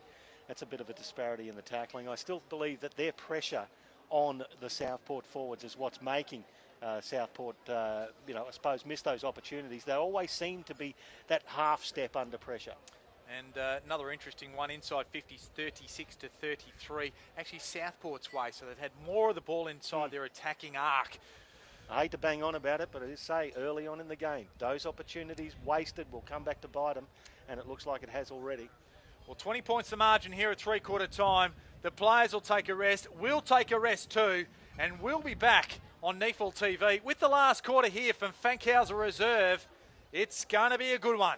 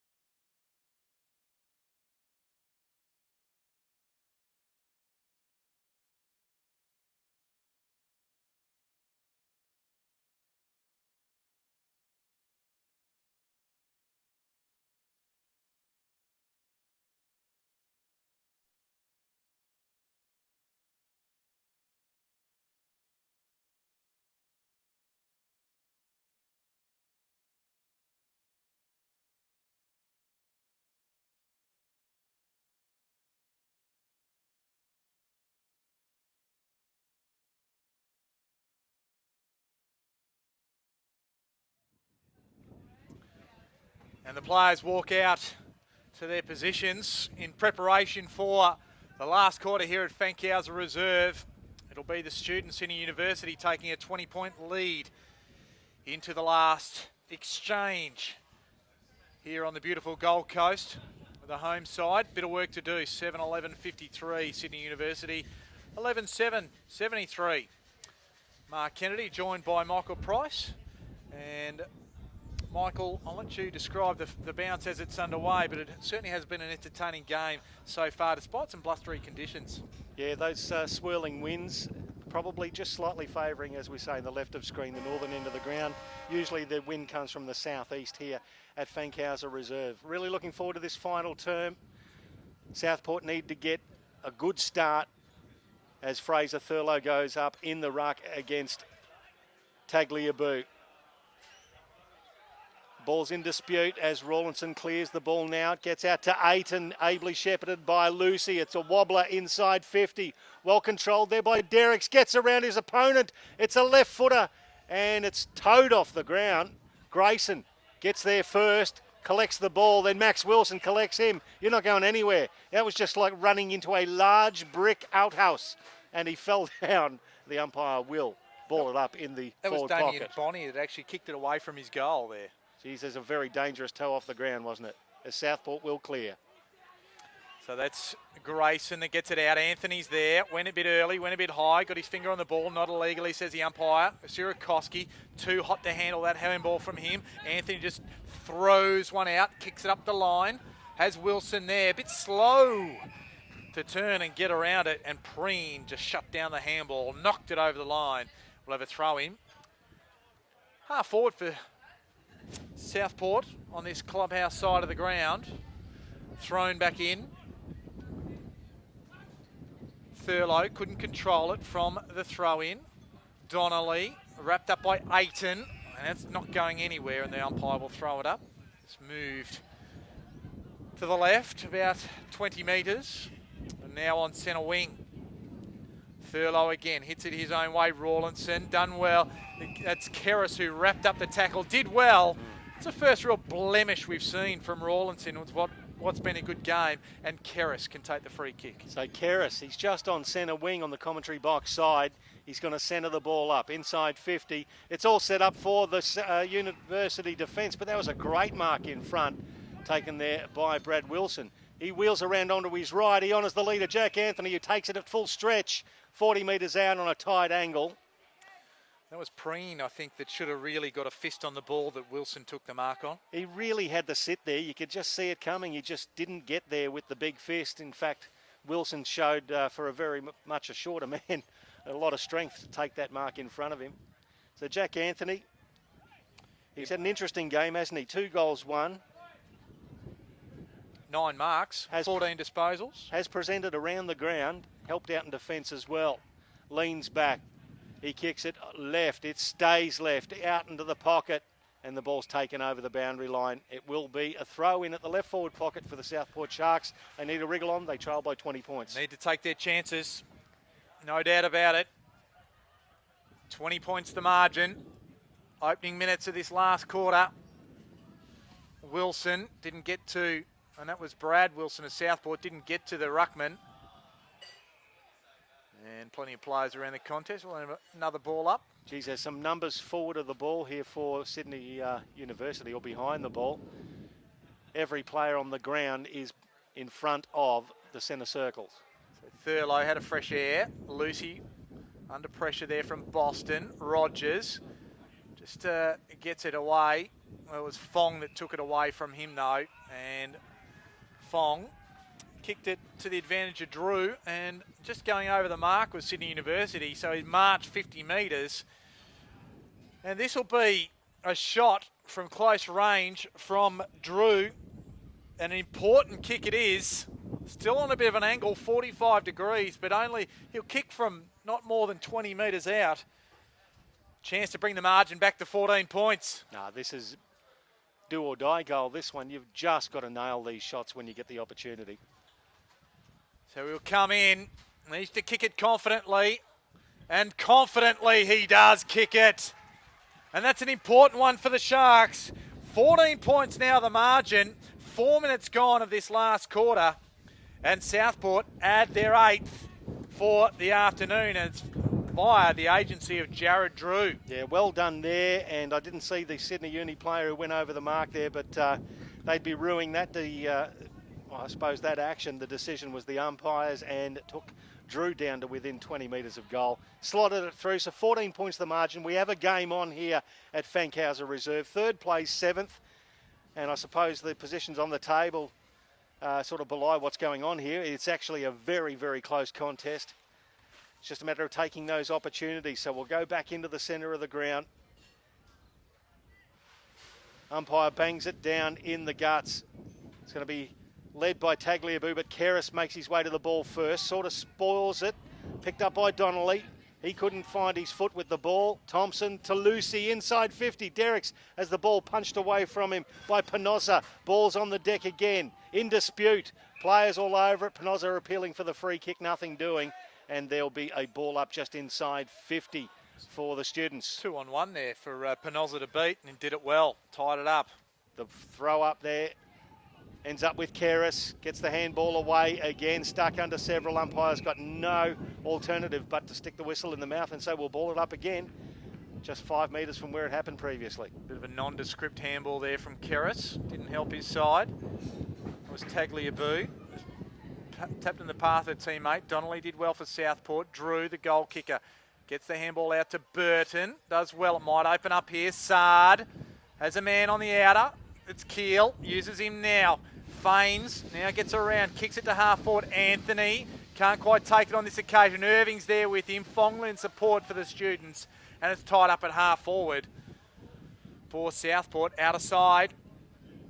But Jack Anthony getting involved in all aspects of the game today, getting up and looking a bit ginger as well.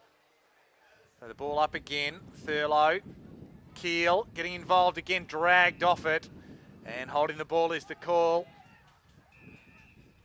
Just incorrect disposal there from Hayden Keel. Again, the Sydney University tackling has been extraordinary, and there's been a 50-metre penalty pulled here, Kanga. Can't quite work out what that was for. Might go against Keel. Might have been a bit of lip, or alternately a bit of encroaching on the protected area. As it was. So we've got Orr here on centre wing, just forward of centre wing. You can hear that wind rustling through the microphones. Austin Lucy. Right half forward now, wheels around, intelligent kick, tries to find Aiton, who picks it up around his bootlaces. Back to Lucy with the handball now to Rawlinson. Oh, set him up a bit. Rawlinson gets the ball away. Man teeters it, picks it up, the handball to Surtbass. Again, he's under pressure. McCaffrey under pressure. They can't pick the ball up. Southport defence doing beautifully. They will clear it here as Keris gets the handball away to McKenzie. They're away down the half-back line. He's had 2 bounces. He takes a third. It opens up. Anthony's the man. He kicks it in his path, but just beating him to the contest was Sirakowski. Shows a very slick pair of heels and gets the ball, and they're coming back with counter-attack, and it's Aiton with it in the middle of the ground. Kicks it short, finds McCaffrey right on forward 50. He goes back, and he fancies his chances. Clearly had no intention of really looking up the field further. He wants to take the responsibility of nailing this and re-extending the margin out to 20 points if he's accurate. Comes in on the left, gives it a ride. And gives it a fair ride and just slices it off the side of the boot. Out of bounds on the full it goes. And it'll be Boston. Man who can take the free kick. The man who's had, this will be his 22nd disposal. 5 tackles, 6 clearances, 2 inside 50s. A productive afternoon. Yep, good day's work for Andrew Boston, the former Gold Coast Sun. Looks very classy in the Southport uniform as well as he comes down the line. Big pack, Max Wilson at the back, and so was Tim Barton, 27-year-old defender. Now chipping forward to half forward.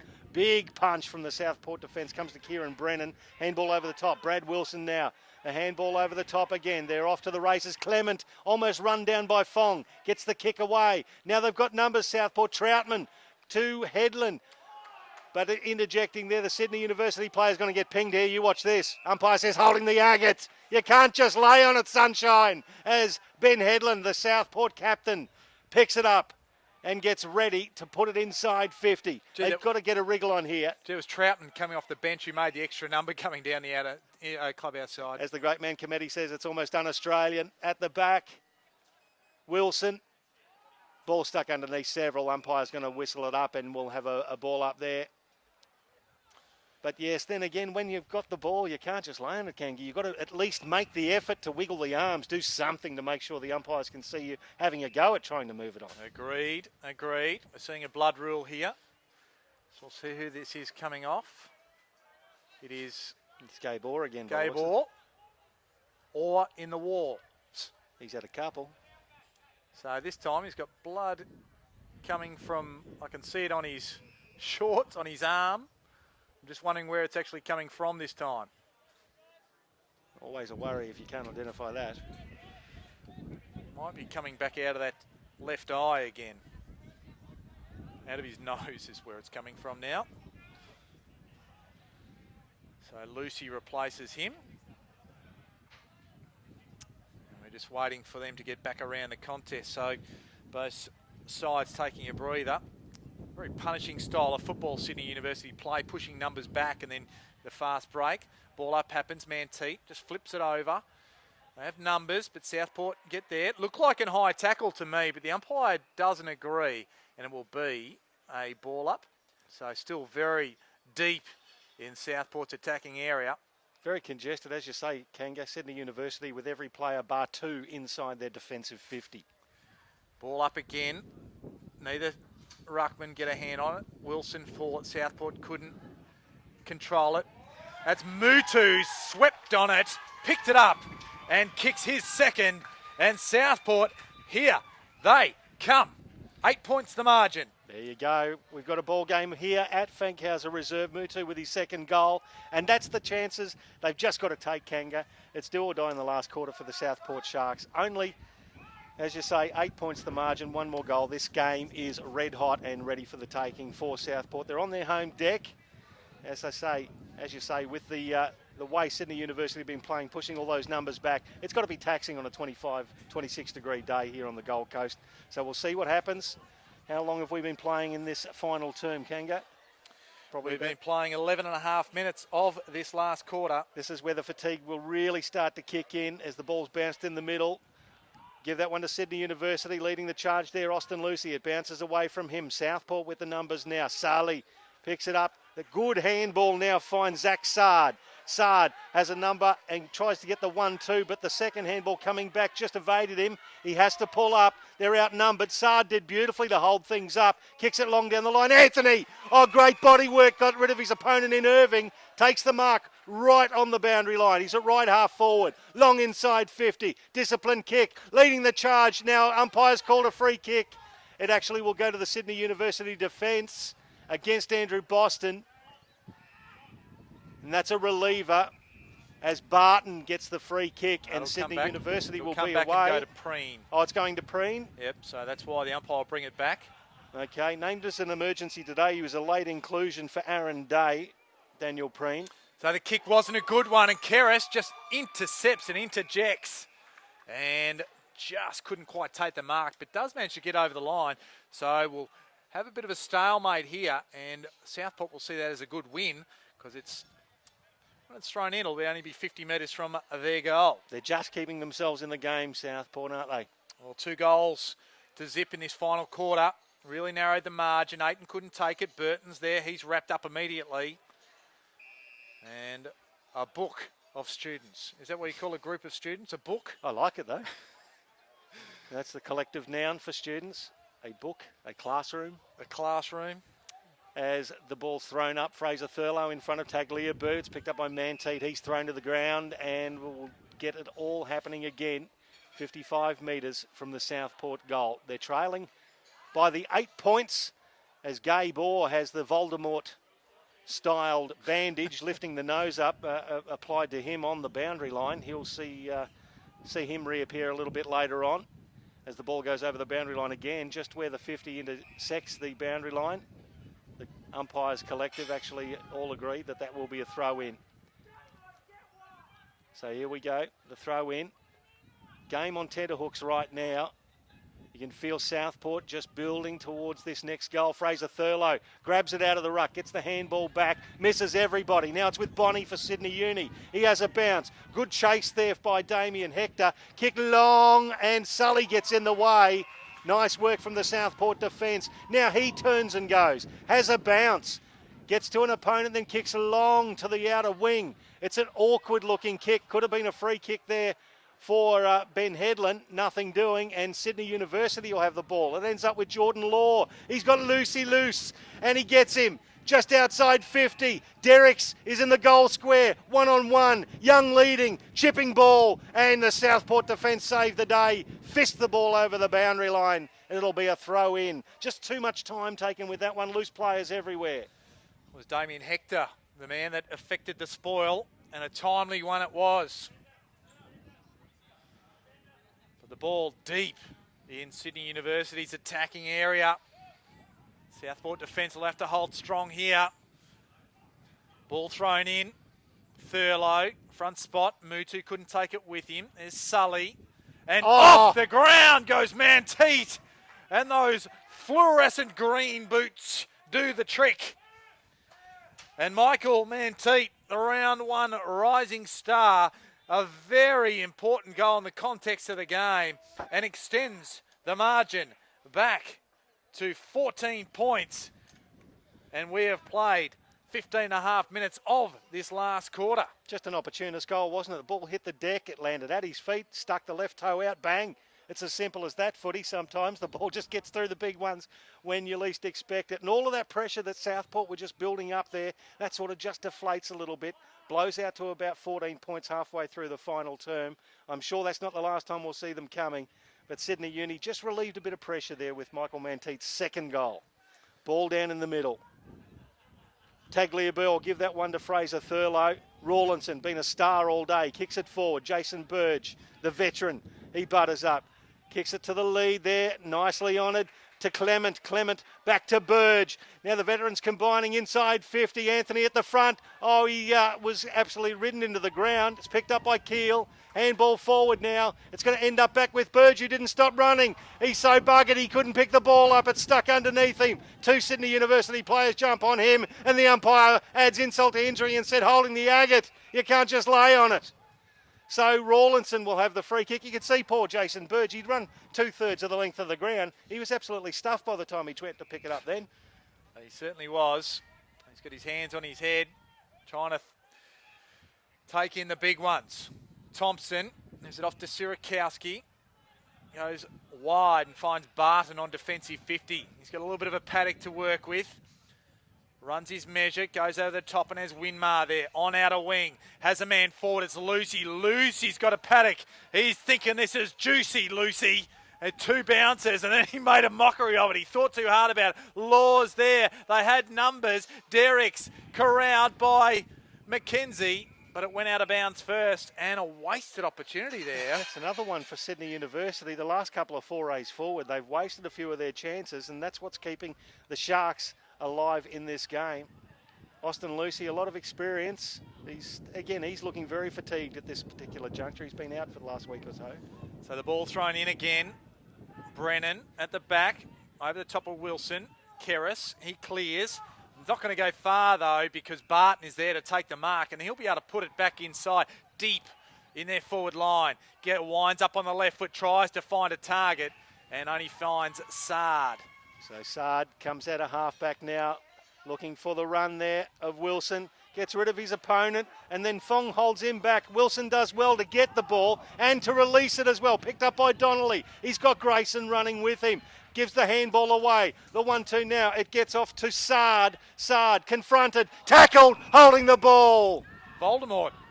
Gabe Orr. The player whose name you dare not mention, Gabe Orr. Is at left half back. What a magnificent tackle. He got Zach Sard as Sydney Uni bring the ball down the outside. It's with the William Sirakowski at left half back. Sirakowski on the left. Goes high, looking for a big target. Brennan's there. Mahadi was at the front, couldn't take it. Wilson gives it up. Barton, clever handball. Murphy couldn't control it though. Going hard at the ball there was Sully. Boston working hard. Brennan. Here's a young man in Rogers. Now to Sully. They might get out of trouble. Troutman. Quick handball. And now they release with Burton on the outer wing. Goes short and finds Clements right in the middle of the Fankhauser Reserve. So Clement, he's got somebody by himself here on the commentary side. It's Keris. Keris looks up, sees something he likes it. Right half forward, it's the captain in Ben Headland. Wheels around the right foot at the top of the goal square. Juggling effort not taken. Jack Anthony gets involved as well. Hayden Keel. Will he pick the ball up? No.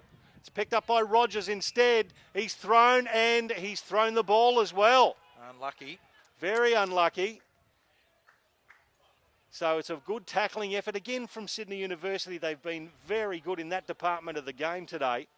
And Seb Rogers, the rookie, adjudicated to have thrown the ball as he brings it down. Grayson with the unrealistic fly, has to be a push. That's a poor effort from Todd Grayson there. Very ordinary in this stage of the game with two ruckmen in front of you in the pack, as Sydney Uni will receive the free kick and relieve a lot of pressure. McCaffrey has the ball.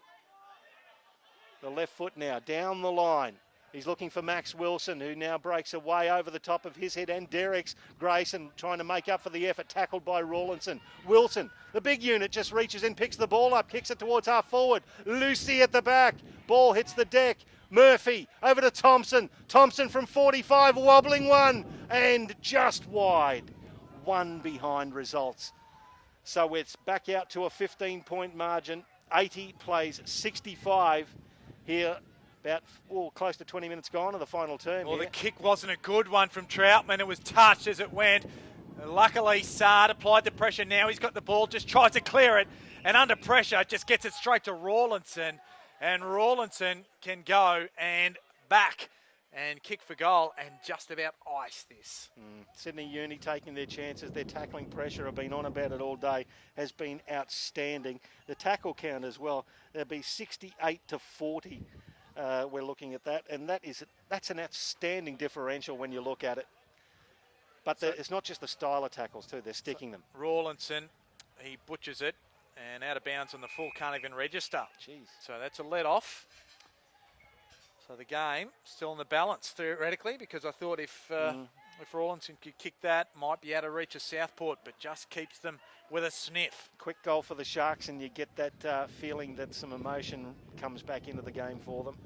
So Burge goes short, has Donnelly there. Has a man wider. Decides to go up the middle of the ground. Sard, just beaten to it. Keris goes hard at the footy. Can't control it though. Bonnie, he goes hard as well on the second attempt. Just measures a kick, goes to his former Morningside teammate in Lucy. Lucy just centres it nicely. A deliberate kick and finds McCaffrey. Difficult kick, but again, creating shots on goal, creating chances. Yeah, disciplined effort again. I love the deft little touch from Bonnie here at centre half forward to Lucy, who again did the disciplined thing and centred it here for McCaffrey. Goes with the left. It's an ordinary effort right across the face. Did it get out of bounds on the full? Luckily it did for Southport, and they'll be able to clear. And it'll be Clements who can take the free kick. That's like one of my tee shots, Kanga. That was just sliced straight off the bit. Not a good thing at all. Kick the inverse torpedo. So Clements, not sure where to go. Goes to mini friend in Burge. Part of the Mosquito fleet, goes short to Sully. He was there. Just got it in front of Young. So Sully, he's going to be asked to go in a minute. Decides to go to the outer side. Gets a block from Grayson, so he's got a little bit of time. The kick was a horrible one. Goes up the middle, fortuitously finds Headland. Goes short, has Clements there. Sertbus was guarding the mark. A few star jumps. Star jumps of about 100 today. As we see Burge go up the line, finds Thurlow, who'll be important in these closing minutes. And they've got it up to the wing, right in front of us in the clubhouse. Goes to half forward. Anthony's there. He's going to have to impact the contest and can't do so enough to prevent Sam Fong taking a good defensive mark. He's at left half back for Sydney University. They're leading the contest by 15 points. Time is starting to become a factor for Southport as Thompson has the ball for Sydney Uni. Surtbas at right half back now. They've changed direction. Down the outer side, it's Murphy going for it. He controls it well enough, hooks it back in. McCaffrey, a little bit of a soccer skill. Can't control it though. The ball ends up now with Sully. He's confronted, goes back onto the left foot. It's a dangerous kick to his teammate, who does well, but now dispossessed. Sydney Uni could run away with the ball. Law got rid of his opponent in Sully. Did beautifully. Now the chipping ball finds his teammate in Bonnie. Bonnie is 40 metres out. He's on a tight angle, but I think he might just suck up a few big oxygen lungfuls and take a shot for goal. Well, Southport in that exchange probably could have come out this clubhouse side. They had Thurlow all by himself out here, and he called madly for it, but I think it was Sully that went out the outer side to a real one-on-one contest, and now the ball's back inside forward 50 for Southport. So a couple of behinds only for Damien Bonnie today. Been busy though, hasn't he? Has been a busy player, the 29-year-old, as you say, former Morningside player. 5 tackles. Unleashes from 50. It's curling back, not enough. One behind result, so we're out to 16 points. 12-9-81 plays 9-11-65. Southport bringing the ball back into play. So it was Grayson that brought it back in. Donnelly was his target, just tries to get around Foster. Good tackle by him. Troutman's there as well with Tagliabue. And the ruckman helps it find its way over the line. He'll go back in readiness for the contest with Big Thurlow. Ruckman go at it. Thurlow had front spot. Tagliabue was there. It bounces in front of them both. Mutu gets a handball up. Keris to Troutman. Thurlow. Anthony's down there to try and lend a hand. Misses his target with the handball. Here's McCaffrey on the left. Does it come? It's a ripper! That is a NEAFL goal of the day. And McCaffrey ices it for Sydney University. What a magnificent finish. That's the class and the skill that we're talking about, Kanga. When they get their shots on goal, they've had a crack. A couple of inside 50s in front of Southport who seem to have, I suppose, not taken their chances as they could have taken early. But what a brilliant finish from McCaffrey. Left foot, just curled it in beautifully. Aim for the right goal post from that angle, and whooshka. Another goal for Sydney University. It's his second for the afternoon. He's had 11 disposals. We go with a couple of goals and 3 inside 50. So been reasonably productive. And in the context of the game, cometh the hour, cometh the man, and McCaffrey delivers. Fraser Thurlow in the ruck for Southport, and Max Wilson about to receive the umpire's, I suppose, inaccurate bounce. So they'll call it back in. He'll throw it back up. The ruckman will go again. Wilson goes up early. Thurlow gets it and just hoofs it inside 50. Big contest coming up. Well done by Barton. Just control the ball down with one hand. It hit the deck. Now Rogers, the handball back. Back to Keris. Keris curls it with the right foot. Will it bounce? It does, but just to the left of the goal post. One behind results. So Southport with another point. And it goes back to a 21-point margin. 87 plays 66. And Sydney to bring the ball back in. Gee, it was a good kick out there by Sierakowski. A bullet-like pass found Mahadi, who went Lucy. Couldn't find his target. Mutu, a bit of almost a 360. Donnelly gets it off to Drew. Drew with the left foot back inside forward 50. One-on-one contest. That was Boston who was there with Sierakowski, and Orr was infringed it's a free by kick there. Boston. I think Andrew Boston just got a little frustrated there, just a little cuff over the right ear roll. Well, he thought he was Harry Potter on Baltimore there and had to go at him, seeing how taped up that nose of Gabor is. Just testing it out to see whether the tape's holding up. So Sierakowski, the left foot, outside defensive 50, standing tall was Wilson, couldn't take it. McCaffrey, the goal kicker. Surtbus, wrapped up by Donnelly, managed to get off to Murphy. Evades a few, gets it back to Surtbus. Down the line it goes. Close to the boundary line, stays in. Winmar just handballs it straight towards Anthony. They both dive on the ball, and this is tied up, and it'll be a ball up right in front of us here in the NEAFL commentary position. Bit of sportsmanship there as Nick Winmar actually helps Jack Anthony up, both respecting each other in that contest. Good contest it was too. Brad Wilson gets tackled by Max. Family name the same. Keel goes down the line, chipping right football. He follows it up. It's picked up by Headland. He's immediately tackled. The ball spills now. Sierakowski tries to get it to Thompson over the boundary line. There'll be a throw in. The latter stages of the final term here at Fankhauser Reserve. It's been a beautiful afternoon here on the Gold Coast, about 25, 26 degrees. And you've got a 21-point margin in favour of Sydney Uni. So Wilson, Sully puts himself in front, fists it forward. It's in dispute again, several players on top of it, and the umpire has no hesitation but to ball it up again, just forward to centre wing. You would think the siren isn't far away. Just 4 goals kicked in this last quarter, 2 apiece. Sully, third man up, hits it as far as Winmar. He's wrapped up. That should be holding the ball, so well done, Ross. Sully goes quickly with the advantage up towards Boston. Couldn't quite take it. There is Headland. He's wrapped up by Preen. And Preen will force the stoppage inside Southport's forward 50, 35 metres out from goal. Go again. Fong forced to do the work. Winmar just belts it. Well, Mantita it was. McCaffrey off to Sierakowski. Looks, measures, goes around the corner. Aiton's his target. There first is Penoza, and he's happy to see it over the line. And we'll have a throw in as Winmar throws the arms up and says, what about a kick to us? I reckon that was deliberate, and I reckon he's kidding. Yeah, the players will be appealing for a lot of deliberates from here on in. It's crept its way into the game with the new rules as Rawlinson kicks it towards half forward for Sydney Uni. Nicely mopped up there by Adam McKenzie for Southport. Chips a pass and they're off again. It was with Troutman. Gives it to Headland. Headland's got a lead. He's trying to honour that. Kicks it away from Boston. Nicely picked up by Clement. Clement from 30. Hits the post. One behind. 20 points the margin. 87-67 in favour of Sydney Uni. And they dodged a bullet there with Rob Clement, a member of the Mosquito Fleet. You sure he's not related to Jason Burge? Gee, they look similar. They do. So they bring it back in to the students.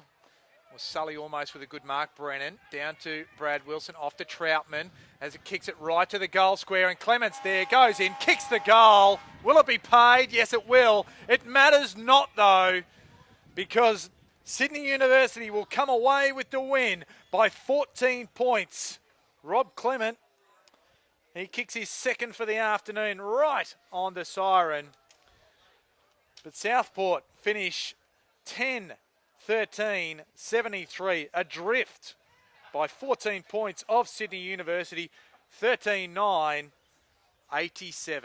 There you go. And I suppose if you're Southport, if you're Sydney University, your job's done. You're in third position, you've come up, you've won the game. If you're in Southport's position again, we talk about what happened earlier on in the game. There's a couple of crucial misses that were 15, 20 metres out. Throughout there, some great opportunities missed from both sides, but a couple of those early opportunities were the ones that I think really bit Southport on the backside. They've only lost the game by 14 points. They've had 23 scoring shots to 22, so they've finished there in favour, but they've got belted in other areas. The inside 50's relatively the same. The tackle count, extraordinary. There's about a 30 tackle difference between Sydney Uni and Southport in 91-68, Pricey. Yeah, so that's, again, that was indicative of how I saw Sydney Uni playing this game. They just had that little bit of extra desire to hit the body and put the pressure on the Southport forwards when they were lining up to get those vital kicks. And when it came down to it, Sydney Uni were able to wrestle momentum back whenever it really looked like Southport were going to get a run on, and clean run. We mentioned that in the call that they play a punishing style of football, and at different points in time they were able to get the ball over the back of the contest and really let their runners do the work, and they combined well and they shared possession beautifully right throughout their side. Good spread of goal kickers as well. They didn't just rely on the one big target. Jacob Derricks has got 4, but still Austin Lucy with a couple. Michael Mantine, who racked up just a bunch of possessions as well, probably the leading possession winner on the ground. He was close with Rawlinson. He got a couple. McCaffrey with a couple, including that brilliant left footer late. Just a good spread, and I think Sydney University just showed that little bit of extra class to win on the day. So quickly possession getters before we sign off here. Michael Manteet with 25 for Sydney University. Rawlinson with 24, 21 apiece to both Sirikoski and Murphy. And for Southport, the vanquished, 22 to Andrew Boston. Terrific game. Keris had 19, 17 apiece to Anthony Keel Hector. So it's a victory to Sydney University by 14 points here at Fankhauser Reserve. Round 8 of NEAFL football continues tonight up in the NT with Darwin, with NT Thunder. They will be in action there. Make sure you tune in. But from Fankhauser Reserve, on behalf of myself and Michael Price, thanks for joining us this afternoon. Congratulations to Sydney University coming away with a 14-point win.